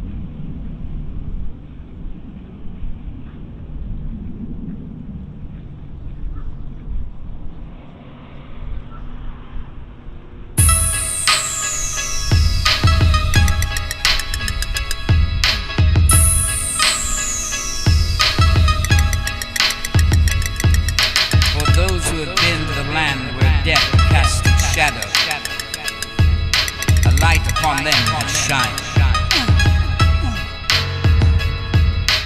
Everybody called me crazy. I just think they're fucking lazy. Everybody called me crazy. I just think they're fucking lazy. Yo, yay, hip hop hooray. They want us to play the game in the current situation. COVID-19, well, I left the station. Just needed a private space. Ladies and gentlemen, the coronavirus has left the building. Yo, yay, hip hop hooray. They want us to play the way we did as kids and just obey and just comply. I'm asking why. Coronavirus is alive. Fearing me.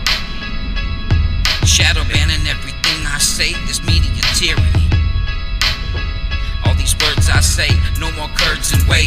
Miss Muppet ran away, but not before she learned the truth from the spider. The birds of prey wanted him to just bite her, but he never did. In fact, Miss Muppet and the spider fell in love and had a kid. Yo, yay, hip-hop, hooray. They want us to play the game in the current situation. Will Ferrell, he played the elf. Waves are gonna put us in our graves. Names, we've always been slaves. Everybody called me crazy. I just think they're fucking lazy. Everybody called me crazy. I just think they're fucking lazy. Now if you ask me, does it choke me up when I think of things that actually woke me up as I hunt for a friend with a blunt who can smoke me up and get me high again, get me to fly again, just get me back to normal.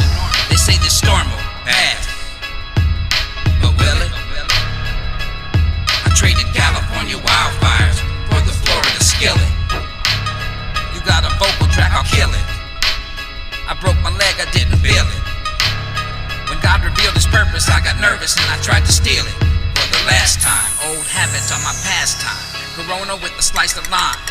Am I past my prime? And when you lose your voice, do you become a mime? Or is it a meme? Follow your dream, but don't that make you a follower? I never ever really thought that I could fall lower than I did that day. Take me to the place I love, take me all the way. I'm walking in place, I'm talking out of turn. No lesson ever gets learned until some sin gets burned. I'm speaking up while I lower my voice. You can either get answers or you can have choice. Hurry goes up and slow goes down. The first heartbreak, you know they send in the clown. Will Ferrell, he played the elf. Waves are gonna put us in our graves. Knaves, we've always been slaves. Everybody called me crazy. I just think they're fucking lazy. Everybody called me crazy. I just think they're fucking lazy. Everybody called me crazy. I just think they're fucking lazy. Everybody called me crazy. I just think they're fucking lazy. Everybody called me crazy. I just think they're fucking lazy. Everybody called me crazy. I just think they're fucking lazy.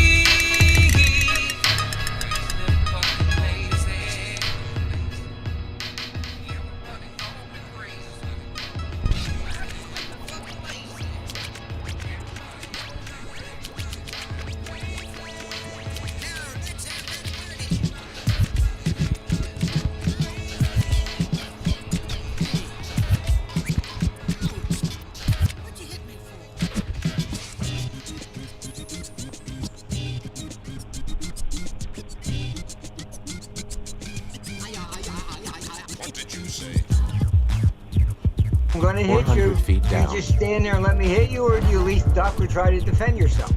We're going to use this exactly. ROV, remote operated vehicle, dive beneath so the if you waves, understand what's look for coming on We have the over the sonar next here, several so when years, we reach the seafloor, we can use that to locate then the wreckage. it's we got not 3 different scary. cameras. And you We got understand at 4 the end lights. of the So we day, basically have, we get to redesign eyes government, and illumination this on the is seabed. what we're So we're gonna looking be able at to with see these everything. neocons, and that's why I say this is the end of republicanism. And hopefully we'll move more towards a real democracy. Certainly in today's environment with the internet, why can't we all vote for a president or for a policy online? Do you want your taxes raised? Yes or no? You know? Right.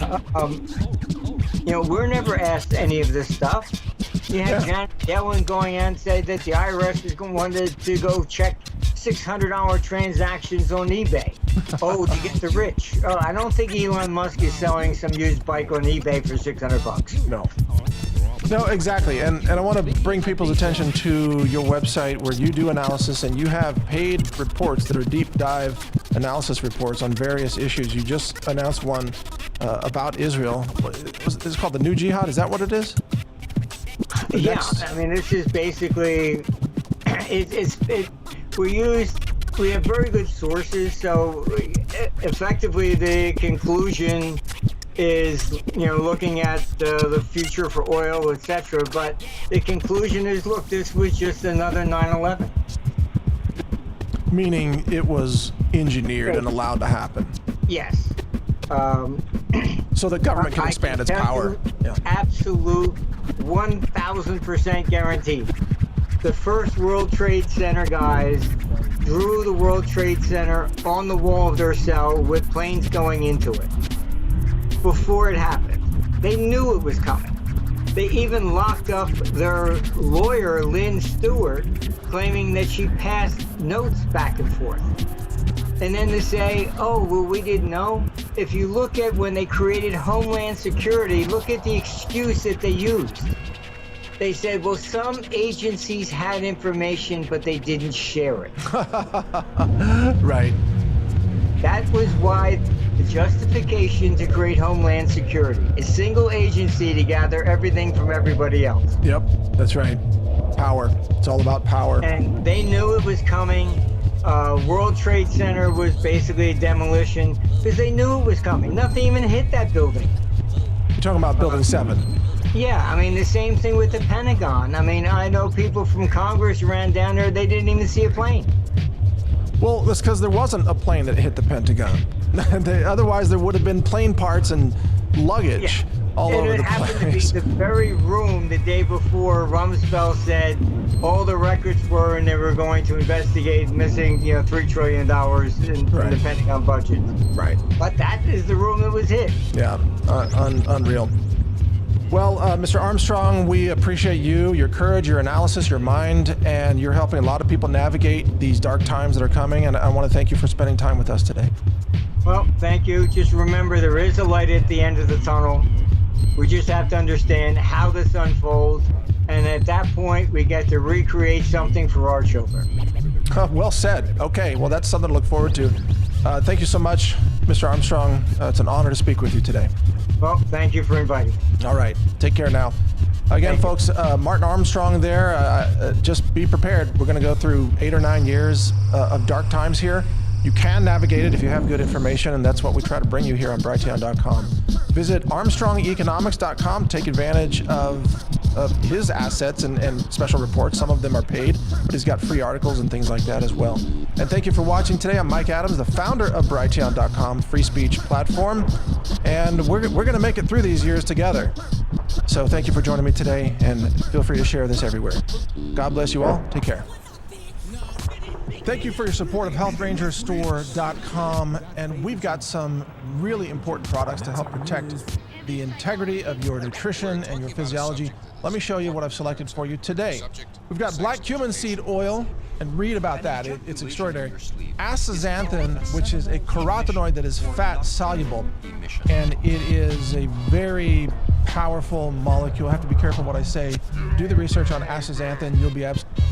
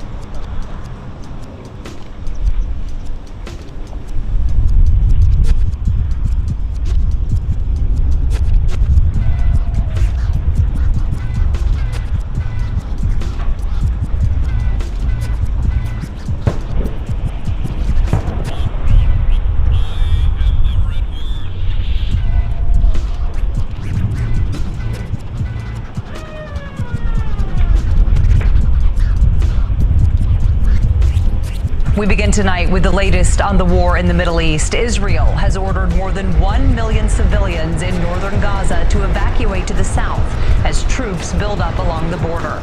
The war has claimed at least 3,500 lives on both sides since the Hamas attack 1 week ago. Northern Gaza to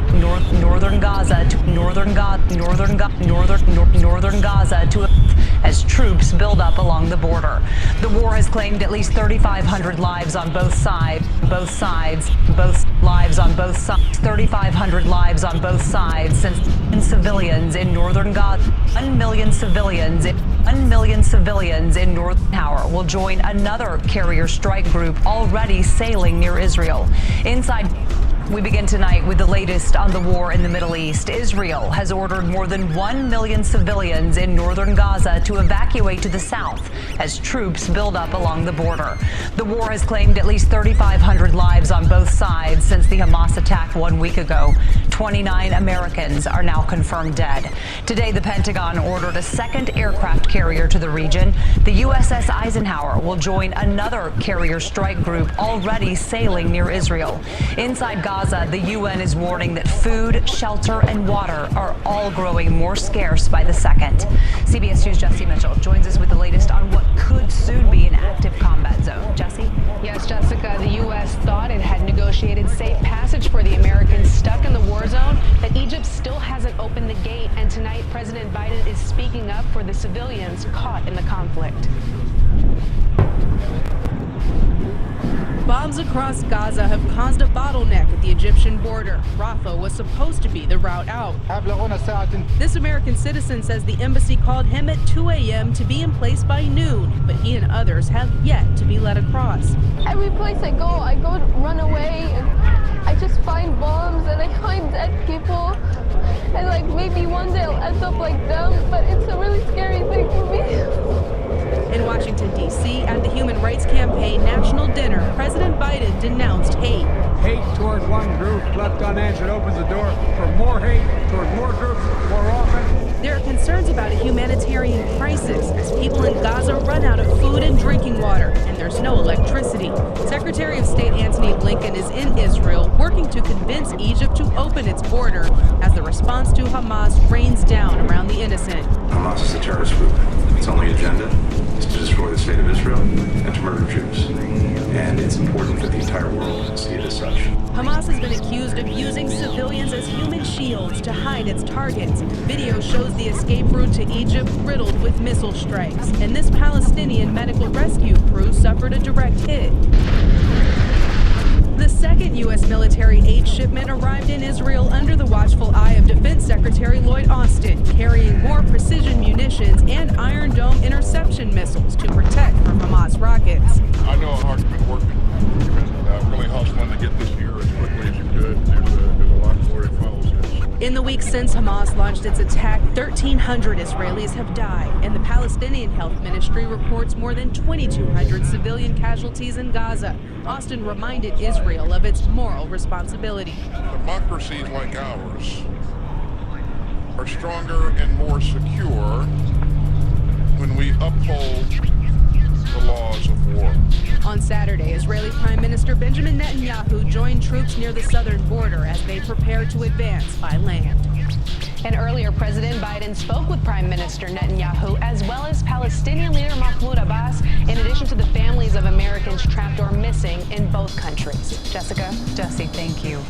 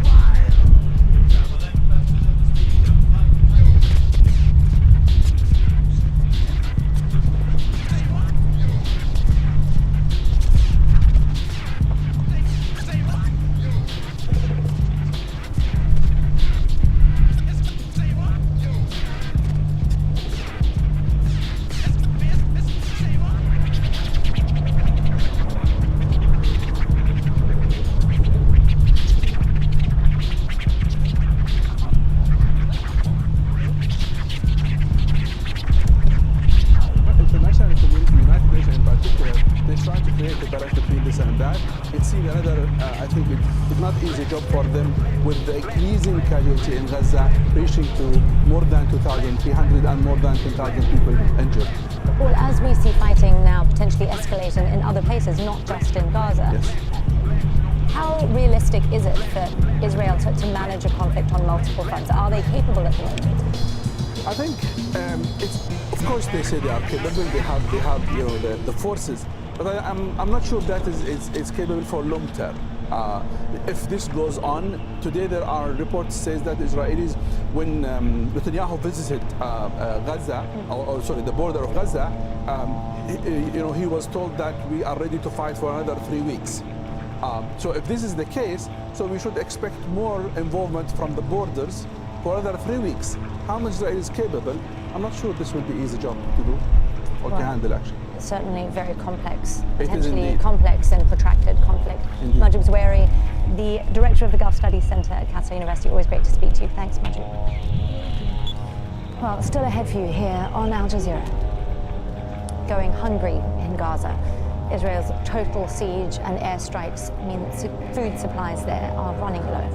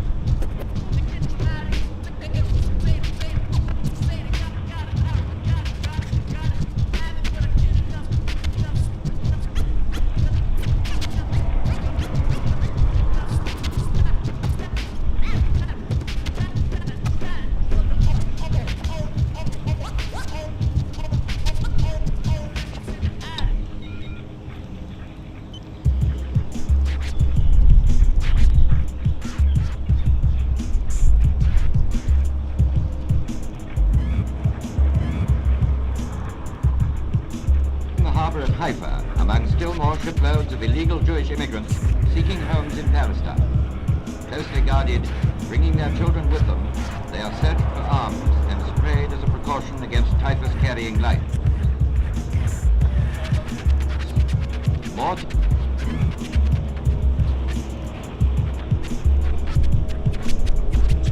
We start in the harbor at Haifa, among still more shiploads of illegal Jewish immigrants seeking homes in Palestine. Closely guarded, bringing their children with them, they are searched for arms and sprayed as a precaution against typhus-carrying lice. More tinder for the Palestine powder keg, these Jews are now being sent to Cyprus to await international decisions on disputed Palestine. Meantime, the roundup of terrorist killers goes on. Manacled ex-lieutenants of dead gangster Abraham Stern. These men face murder charges after attacks on British workshops in Haifa. 18 Stern gang members have been condemned to death.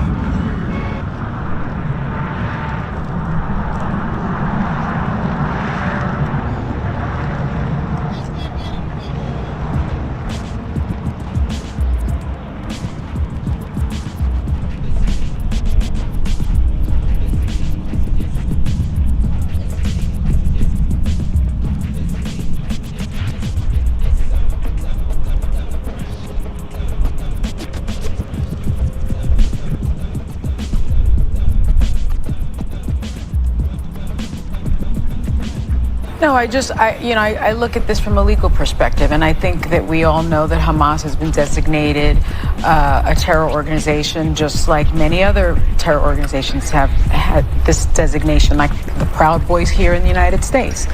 Sunny, you want to say something?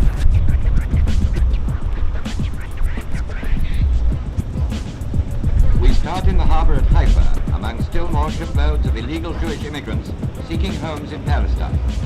Closely guarded, bringing their children with them, they are searched for arms and sprayed as a precaution against typhus-carrying lice. More tinder for the Palestine powder keg, these Jews are now being sent to Cyprus to await international decisions on disputed Palestine. Meantime, the roundup of terrorist killers goes on. Manacled ex-lieutenants of dead gangster Abraham Stern. These men face murder charges after attacks on British workshops in Haifa. 18 Stern gang members have been condemned to death.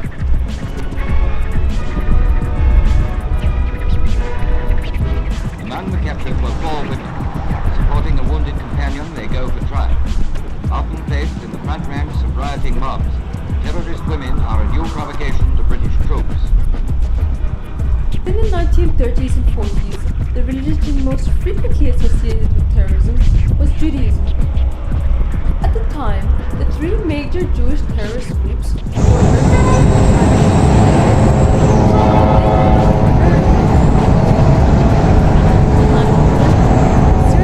declared independence as a Levant nation that included Palestine and Lebanon.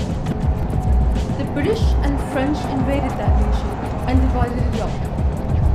Syrians and Palestinians complained to the League of Nations about this invasion, and they were already aware that the Zionist ideology was going to be a threat.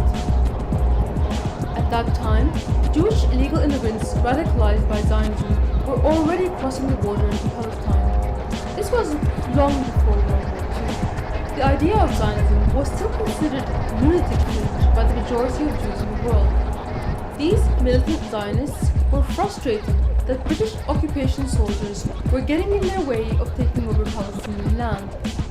So they began targeting them with terrorist attacks. Some of the terror attacks they conducted included the King David Hotel bombing in Jerusalem, in which 91 people were killed. They also sent letter bombs to American President Will Truman and British Prime Minister Winston Churchill, and any other politician they thought was getting in the way of their Jewish state. Their method of execution was not beheadings, but hangings. These are 2 British soldiers hung by Jewish terrorist groups. Palestinian police did their best to arrest these terrorists, but thousands of them were streaming in from Europe. Eventually, the 3 main Jewish terrorist groups, Ergon, Haganah, and Lehi, joined forces into what is now known as the IDF. And leaders of the terrorist groups became the prime ministers and presidents of Israel. Israel's second Prime Minister, Moshe Sharat, was once imprisoned for terrorism. Another Israeli Prime Minister, Yitzhak Shamir, was responsible for assassinating a British minister, Lord Moyne. One of the reasons Britain decided to give legitimacy to the terror state of Israel is that they hoped it would lead to an end of these terror attacks. Believe it or not, some have suggested doing the same for ISIS. But even after Israel was created, Zionists continued to use terrorism. They conducted the Lavon Affair, where they bombed American, British, and Egyptian civilians and tried to pin it on Muslims. Later, they admitted they were the ones behind it and awarded the terrorists. Mossad was also found to have at least had foreknowledge of the events on 9/11. Just look up the dancing Israelis. Both ISIS and Israel believe that God gives them the right to the land of the people of the Levant by virtue of their religion. ISIS leader al-Baghdadi once told his followers, "Rush, O Muslims, to your state." Yes, it is your state. Rush, because Syria is not for Syrians and Iraq is not for Iraqis. In the same way, Zionist Jewish terrorists believe God gave them the right to Palestinian land and that Palestine is not for Palestinians.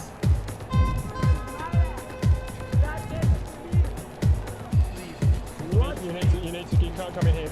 This is not your house.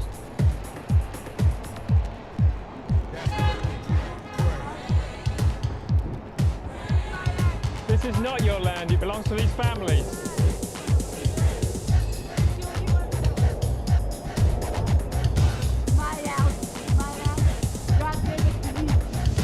At the barrel of a gun, Israelis take over Palestinian homes, throw out their belongings, and move in.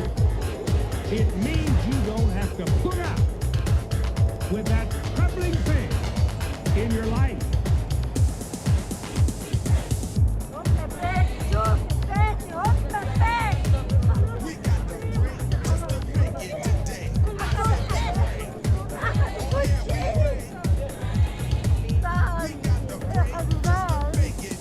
This is what was happening in Sheikh Jarrah recently in East Jerusalem.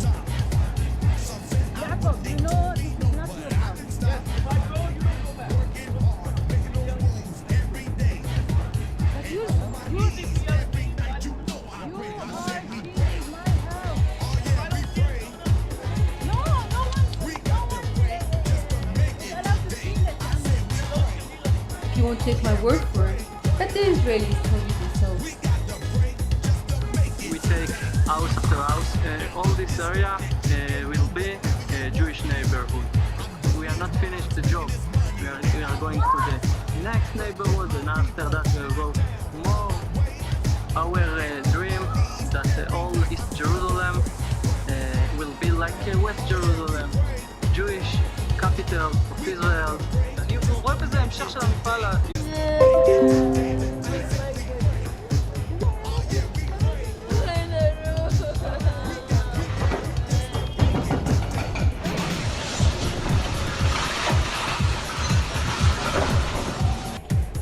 And if they don't bulldoze those homes with a bulldozer, they raise entire apartment blocks to the ground with a bomb. Israel's current assault on Gaza isn't aimed at resistance rockets. Those are safely hidden deep underground.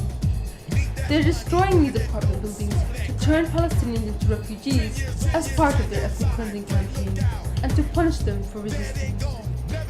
Point 3. Foreign fighters. It is important to note that many of the Jews taking over Palestinian homes have flown in recently from places like New York or even India. In fact, they were promised a free home built on Palestinian land in the West Bank if they do Aliyah into Israel. Jewish settlers are also armed, and they are not civilians. They are foreign fighters. Israeli foreign fighters are multinational, just like ISIS. It's the same as when ISIS fly the wife and kids to the Islamic State in Syria and take over a Syrian person's home. Who else has the kind of religious zealotry to willingly fly their children into a war zone? They are just as violent and disgusting as ISIS. They commit atrocities against Palestinians, like setting fire to babies asleep in their homes and then celebrating it. This photo was taken as these men were on their way to set fire to a Christian monastery. That's another thing that Israel has in common with ISIS. It is built on the genocide of anyone who doesn't follow their brand of religion. When Israel was formed in 1948, they drove out Palestinians, the same way ISIS drove out Christians and Yazidis from Iraq. The Jewish terrorist group Ergon, Haganah and Lehi, which combined to form the IDF, began going from town to town, slaughtering Palestinians. The Christian town of Ikrit in Galilee was reduced to ash by the IDF on Christmas Eve. The Syrian Golan Heights, which was invaded by the Zionists, used to be 12% Christian before Israel burned down all the Christian villages and churches. People escaped the atrocities en masse. Some of these Palestinians became refugees in Europe and America. Gigi Hadid's father became a refugee in 1948 when his family let a Jewish refugee family stay in their homes, only to one day find that the Jewish family changed the key and locked them out. Many Palestinians still have the keys and deeds to their homes that are now inhabited by Jewish illegal immigrants within what is now Israel. And those Palestinians are never allowed to return to their homes. But this isn't all ancient history. This was only 70 years ago. And it's still continuing today. To this day, Jewish extremists are setting fire to Palestinian churches and mosques. And as you have seen in the last 2 weeks, they continue to kill Palestinians and steal their homes and drive them out, create refugees all over the world.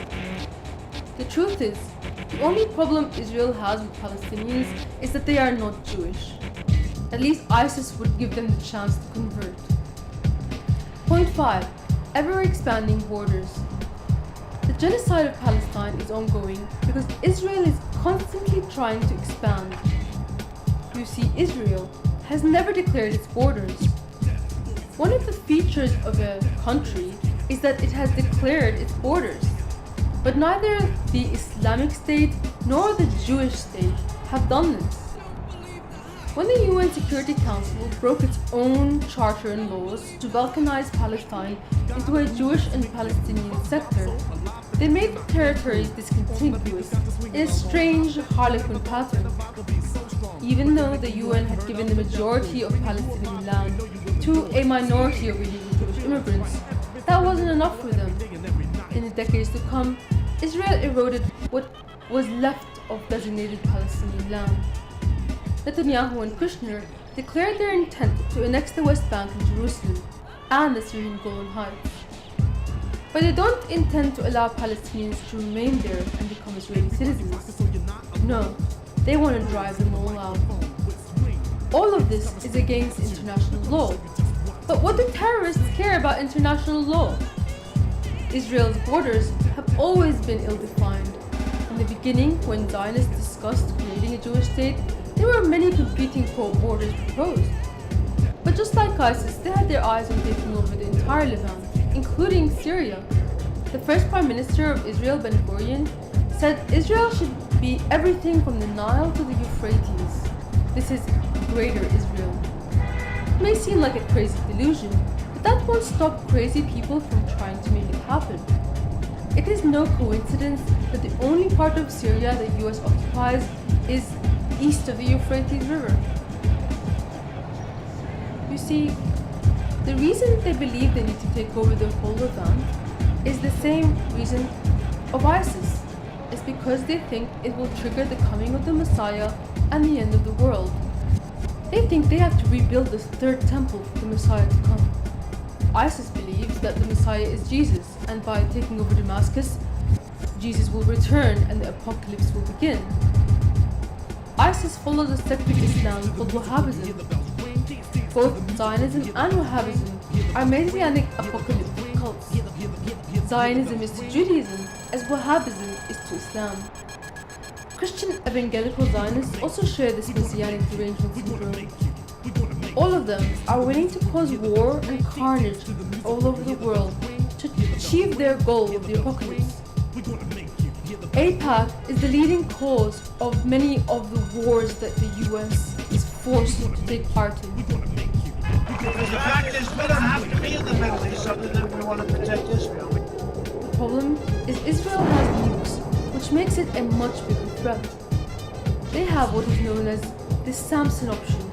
Basically, if they go down, they're gonna take the whole world with them. Both ISIL and JSIL, the Jewish state in Lebanon, gather recruits and fresh-born fighters by selling a victimhood narrative. Netanyahu asks Jews of Europe to migrate to the Levant by claiming they would feel marginalized in the West. ISIS does exactly the same thing, only for ISIS they use Islamophobia, for Israel they use anti-Semitism. Both ISIL and JSIL exist only because of support of foreign states and billionaires. It was Saudi billionaires that bankrolled ISIS, and it was billionaires like Sheldon Adelson who purchased the GOP, and Lord Rothschild that had Lord Balfour sign the Balfour Declaration promising Palestine to the Jews in exchange for bankrolling Britain in World War I. In fact, ISIS and Israel are so close to each other that Israel supports ISIS in Syria. Israel's intel chief said he doesn't want ISIS to lose in Syria. Israel's defense minister said he prefers an ISIS victory in Syria. Israel even provided medical aid to Al-Qaeda during the war, and are seen here photographed with Al-Qaeda militants. There have been reports that Israel has been treating wounded Syrian rebel fighters in hospitals on the border, including fighters from Nusra Front, which is of course the Al-Qaeda proxy in Syria. Al-Qaeda, to the best of my recollection, has up to now not attacked Israel. It's attacked your number one ally and protector and sponsor, the United States of America. There is a quote-unquote war on terror being going on for 15 years. Now this is a much longer topic, and it deserves a video of its own. What we have learned from the ongoing violence in the last few weeks is that the solution to terrorism is not to negotiate with it, is not to concede to its demands. The world made a terrible mistake when they allowed Zionists to maintain a terror state for the last 70 years. It has been a detriment not only to the people of the Levant, the Palestinians and Syrians and Lebanese, but to the whole world. The only solution to this problem is the one-state solution, where everyone lives as equal citizens of a secular Levantine state. That is exactly what the Syrian state that declared independence in 1920 was, a secular state for all of the people of the Levant. And that is what should happen again. Please subscribe for more news and analysis, and support me on Patreon if you have a spare dime to fling my way every month.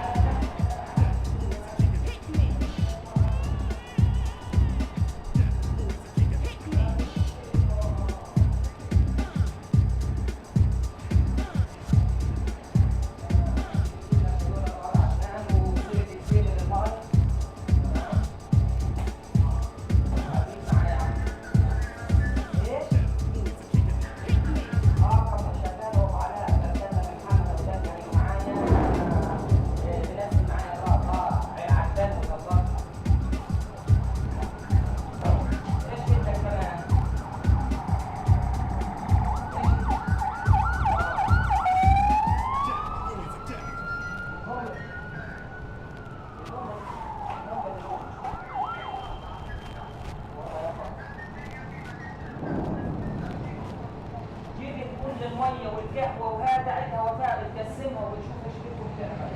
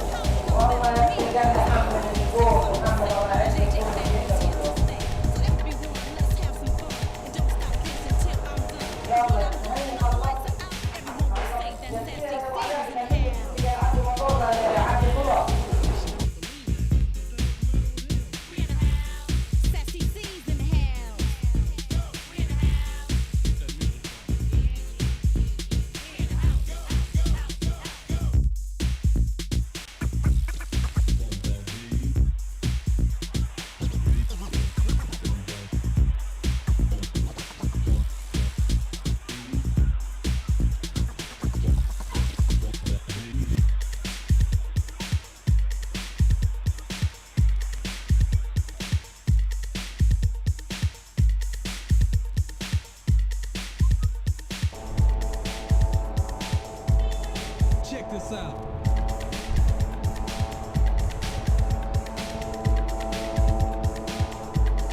Check this out.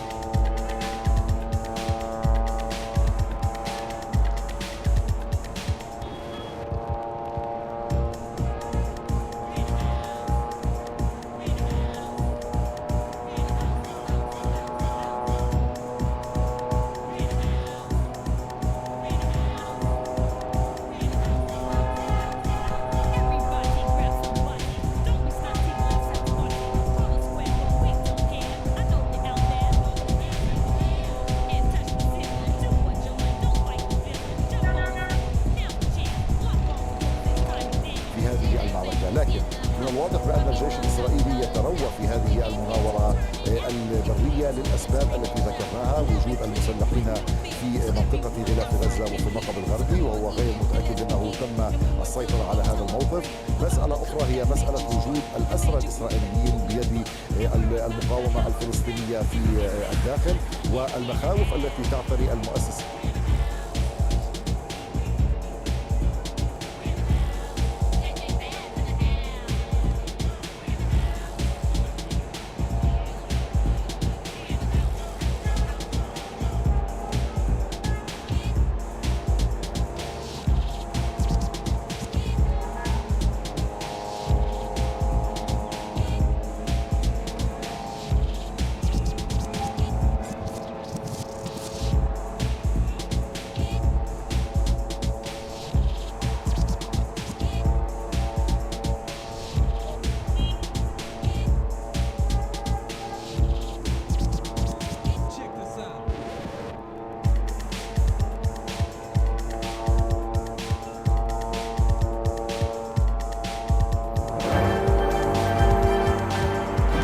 Good evening and welcome to We Lie to You News. Tonight's top story, Israel versus Palestine. We'll be shaping your thinking to help it make sense to you why many on the left are actively cheering on terrorists who are murdering innocent civilians, including babies, which also includes cutting the heads off of babies, kidnapping children, and burning people alive. We have our work cut out for us tonight. But before we get to why the side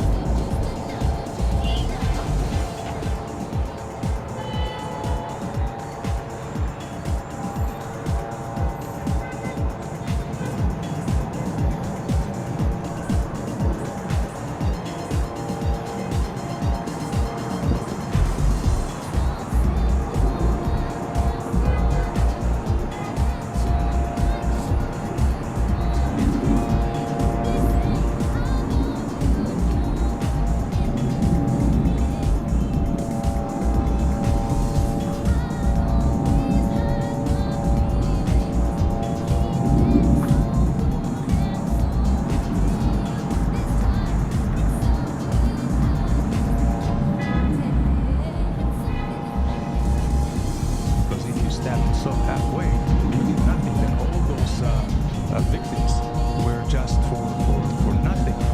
And if you do not take out Hamas and neutralize it totally from its not just current military and fighting capabilities, but also future, they have to be outlawed just like the Nazis were outlawed with unconditional surrender. This is the way.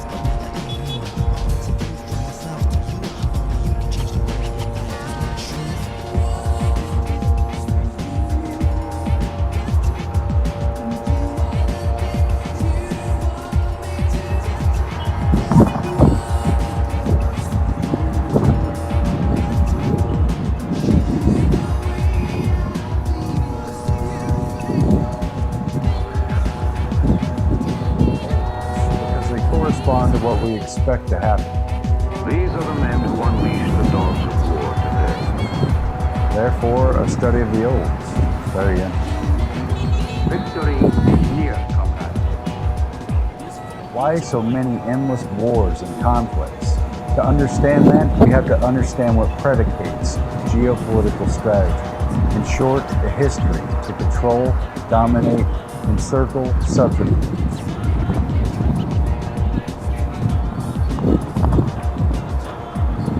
Order out of chaos. It's what the Russians and British have called for centuries the Great Game.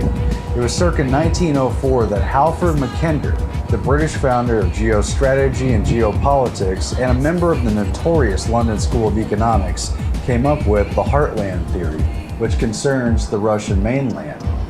He theorized that he who controls the heartland is in the pivot position to control the entire world. The surrounding rimland was essentially putty to that end. But it was the Dutch-American geostrategist and professor at Yale, Nicholas Spickman, who leading up to World War II theorized the exact inverse, that the control of the rimland led to control of the heartland and thus the larger world island. It's these rimland countries encircling Russia in Eastern Europe, the Middle East, the Caucasus, Central Asia, and the Orient that were key to Spickman's theory of containment that proved so influential in the Cold War. From the bamboo curtain to the Berlin Wall, we are maintaining our commitments. Standing firmly with our allies against communist designs for world conquest. But chaos, not order, has been the result. Why? A closer look at Spickman's rimland reveals the work of opposites at play, pushing against each other in tension and crisis, much like tectonic plates under the Earth's crust. The rimland is more appropriately known as the arc of instability, a formula of the Hegelian dialectic. Madness and turmoil that has justified the presence of U.S. armed forces and its allies in countless conflicts in countries all around the arc of tension. The Korean Wars, which split North and South over communism. Operation Killer in Korea climbs steadily forward and northward, where United Nations forces face a new adversary. Maoist China, where communism conflicted with Shanghai Czechs nationals. The communists have been able to propel Red China to a position of major influence. The Taiwan issue, the Tibet issue, Vietnam. I don't understand. Why? Vietnam, where French Indochina became another communist split between North and South. French troops are fighting the last battle of a long war over what had been called French Indochina, the strange three-cornered struggle. Non-communist Vietnamese fighting communist Vietnamese, and some of both fighting the French. India and what was once Baluchistan, today Pakistan. Again in India. United under Gandhi's vision as a tolerant, secular, multiculturalist state, instead torn into rival states armed with nukes. The Air Force flew in urgently needed arms at the request of India's government. Afghanistan, at war with the Russians in the 80s. We are fighting the same enemy. All the Muslims are fighting the Russians. Before the war on terror with the U.S. The most important resource is oil. Iran, which suffered a coup to oust Mohammad Mossadegh in the 50s. Developed by British interests, Iranian oil has been the subject of bitter dispute. Which installed the Shah and saw the rise of radical Islam, the rule of the mullahs, a decade-long war with Iraq, and ongoing tensions with the U.S. Iraq, once a British colony, today a neo-colonial holding, saw the rise of Saddam Hussein, the Gulf War of the 90s. Our goal was to put them into shock and destroy their ability to defend their homeland. Attack all of the strategic targets that I've spoken of, electrical power, communications, air defenses, and so forth. And the Iraq War of 2003. Shock and awe. Shots being fired now in Baghdad. I want our viewers to listen in. Today it's seen the rise of ISIS and other forms of radical Islam, and there's talk of splitting it into 3 states between the Kurds and Shia and Sunni factions now that the Ba'athist Party has been toppled. There's also the various Arab states created out of Arab tribes, mostly by the British and the French. course, today we're familiar with the various conflicts, civil wars, uprisings, and revolutions in places like Libya, Egypt, Syria, and of course Palestine and Israel, with Turkey here as a key pivot between East and West. Our forces hold constant alerts to maintain this frontier of freedom. In Eastern Europe, Ukraine has seen conflict both now and then. 1932, Stalin wrote, "The situation in Ukraine is very bad. If we don't take steps now, we may lose Ukraine." The hunger began. Ukrainians were dying torturously slowly. The Poles, like the Hungarians, were breaking with the communist system. Political strikes led by the opposition movement Solidarity. In their drive for world domination, the communists have identified different levels of possible conflict to exploit. Communist coup in Czechoslovakia in 1948. Standoffs in Czechoslovakia, which was at the time Soviet held. Czechoslovakia today became the latest of the countries of Eastern Europe. It was true people power that toppled the hardline communist leaders here. And the former Yugoslavia. Prior to 1914, Serbia and Montenegro formed a single kingdom that was allied to Tsarist Russia. Slovenia and Croatia were part of the Austro-Hungarian Empire, whose annexation of Bosnia-Herzegovina led to the assassination at Sarajevo of the Austrian Archduke by a Serb, and hence to the First World War. Today broken up into several states, giving rise to the name Balkanization. Demanded Serbian control over the Albanians.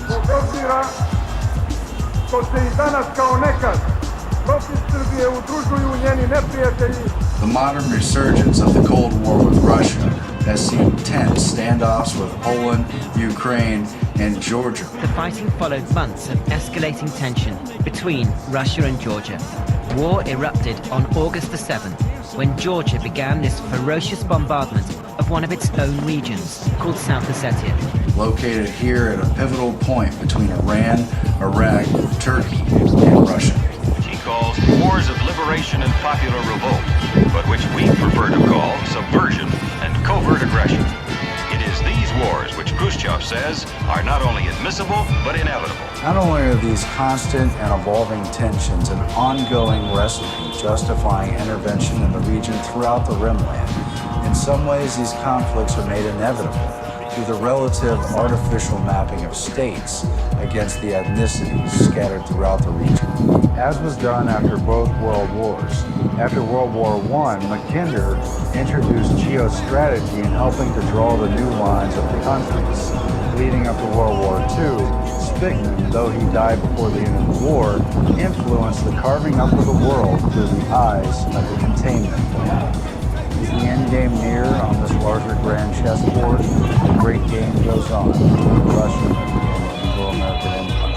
For our sake, let's hope it doesn't end in a World War III type scenario.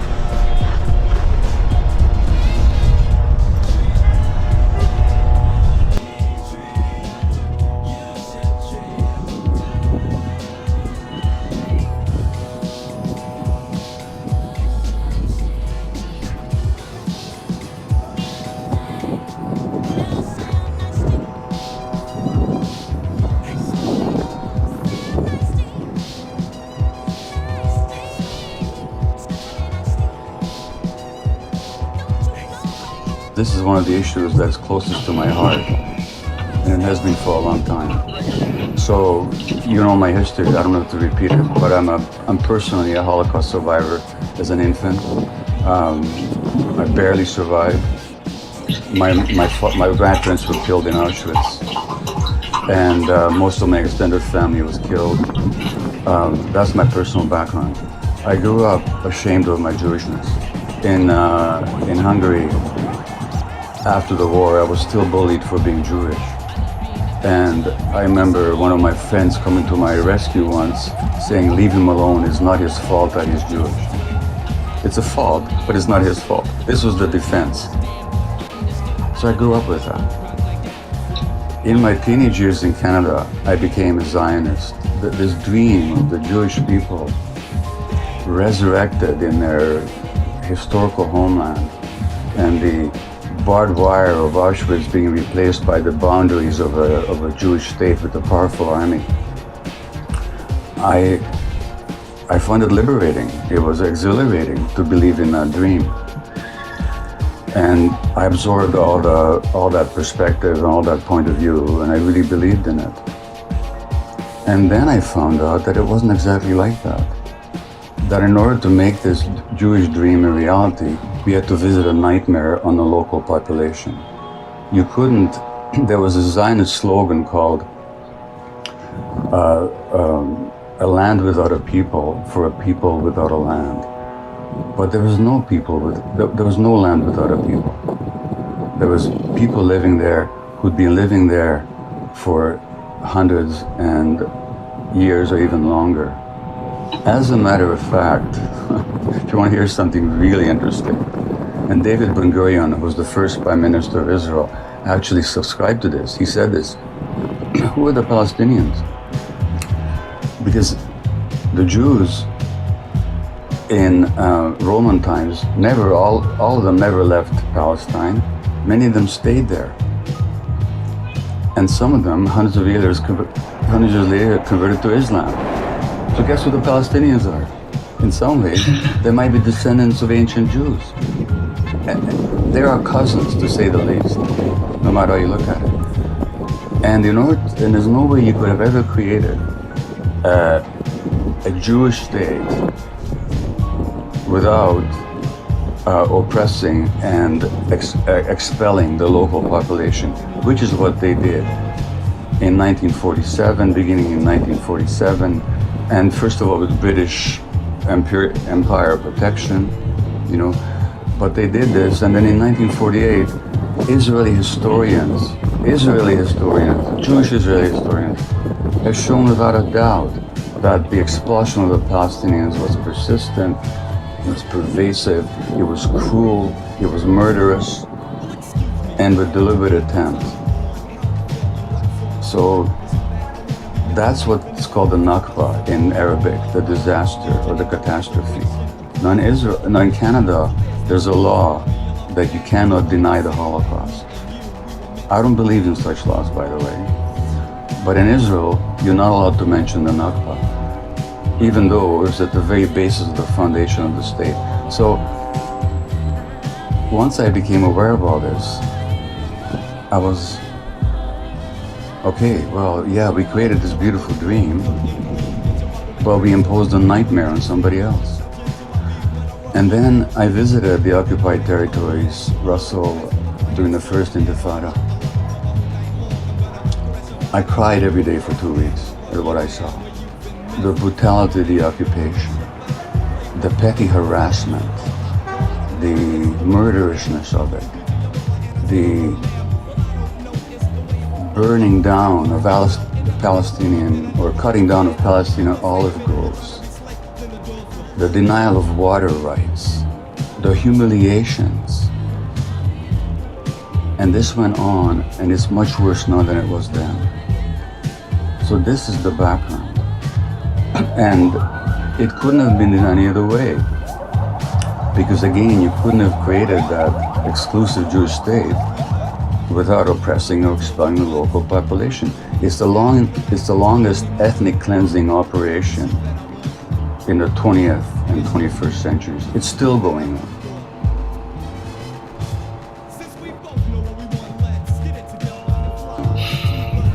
And who are these people in Gaza? Now you have to go to Gaza. You have to go there to really appreciate it. It's a small area where there are these multiple hundreds of thousands of people. Who are those people? The direct children or grandchildren of the people that were expelled from Israel, or what is now Israel. Now here's the outrage. And I'd like your Zionist friend in the States to tell me this. I, as a Jew,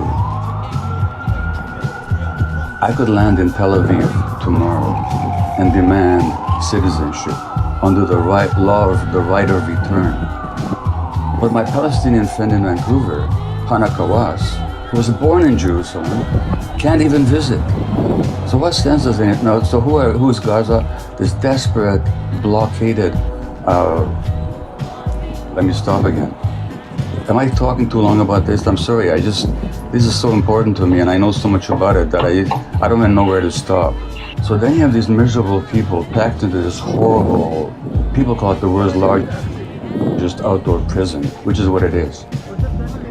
Incredible.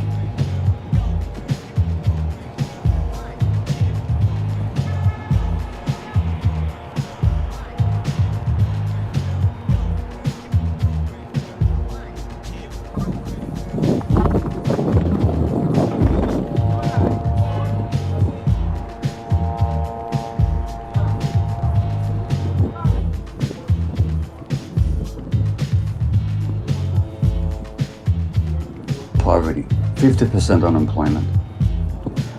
Now Hamas is an Islamic organization that was originally encouraged by Israel and supported by Israel as a counterweight to the secular Palestine Liberation Organization, which Israel didn't want to deal with. And given those conditions, of course people will go for extremist leadership. That's what people do when they're miserable and hopeless and deprived of any possibility whatsoever. You don't have to support Hamas policies to stand up for Palestinian rights. But that's a complete falsity. But there were free elections in Gaza, monitored by international community. They were declared to be the freest elections ever held in the Arab world. And Hamas happened to win. And when Hamas won that election, Israel and the United States immediately organized a military coup against them, which Hamas defeated, for which the punishment was this blockade that deprives Hamas of, not Hamas, but Gaza, of food, of medical supplies, of sufficient water. I could go on and on and on and on. And then you have this conflict. And then every time there's a conflict, Israel mows the lawn. That's the expression they use. You know what they call it? They call it mowing the lawn, by which they mean the mass murder of Palestinian civilians. Now, is it true that the Gazans shoot rockets into Israel, killing innocent civilians? Yes, it is. Do I support that? No, I don't. But when it comes to the death of innocent civilians, Israel killed 20,000 Lebanese civilians in 1982 using illegal weapons like cluster bombs in a war that had no justification whatsoever. I could go on and on and on and on, except I'll say that the disproportion of power and responsibility and oppression is so markedly on one side that if you take the worst thing you can say about Hamas, multiplied by 1,000 times, and it still will not meet the Israeli repression and killing and dispossession of Palestinians. If after 2,000 years we can look for liberation and freedom, why can't the Palestinians? If you look at the Western press, when Hong Kong demonstrators throw stones at the police in Hong Kong, that's considered to be heroism in the American press. When in Myanmar, the demonstrators throw slingshots at the army, at the oppressive army, they're considered to be heroes in the Western press. When Palestinian kids throw stones at the Israeli soldiers, they're called terrorists. And Israel gets away with a lot more without much less criticism in the Western press than any other country. I'll say one more thing. I was recently contacted by a Palestinian woman from Jericho. She runs a program for Palestinian children who spend time in Israeli jails. 14, 15, 16-year-olds are jailed for months or years. Sometimes they can't see their families for months. And she runs a program for them. You know what she does? She meditates with them. She does Sufi dervish dancing with them, swirling, dancing, to bring them out of their stress state. She says, we don't have post-traumatic stress disorder here because the trauma is never post. The trauma is daily, she said. I just wish your Zionist friend would visit the occupied territories in Gaza like I have. And let him speak the way he speaks now. If he's got any ounce of humanity left, he would cry like I did for 2 weeks when I was there. Now, we're not living in Nazi Germany. Anybody can go on YouTube and listen to Ilan Pape, an Israeli historian, totally eloquent on Israeli history, who's living in England now because life became in Israel too difficult for him. Anybody can listen to Norman Finkelstein, a Jewish professor, world expert on Gaza, who was denied tenure at his university because of his public speaking against the Israeli policy. You can listen to any number of Israeli Defense Forces soldiers who talk about the brutality that they now regret having committed. You can listen to Israeli pilots who talk about why they refuse to fly over Gaza because of the atrocities they're made to commit. You can get all the information you want. So if anybody these days doesn't know, it's not because the information is not available. It's not what you know, it's what you could know if you wanted to find out. There are no two sides. I mean, it's always a complex question, but in terms of power and control, and it's pretty straightforward. There was a land with the people living there, and other people wanted it. They took it over, and they continue to take it over, and they continue to discriminate against, oppress, and dispossess that other people. That's what happened, and that's what's happening.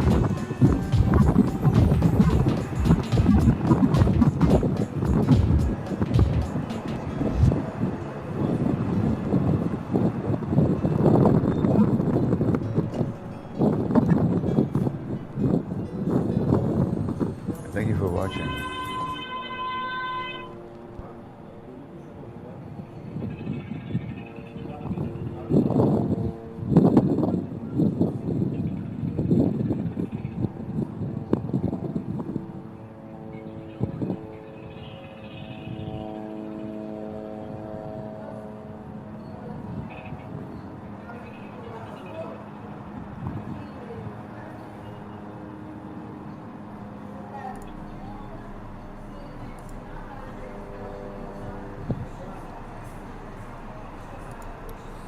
Yeah, thanks for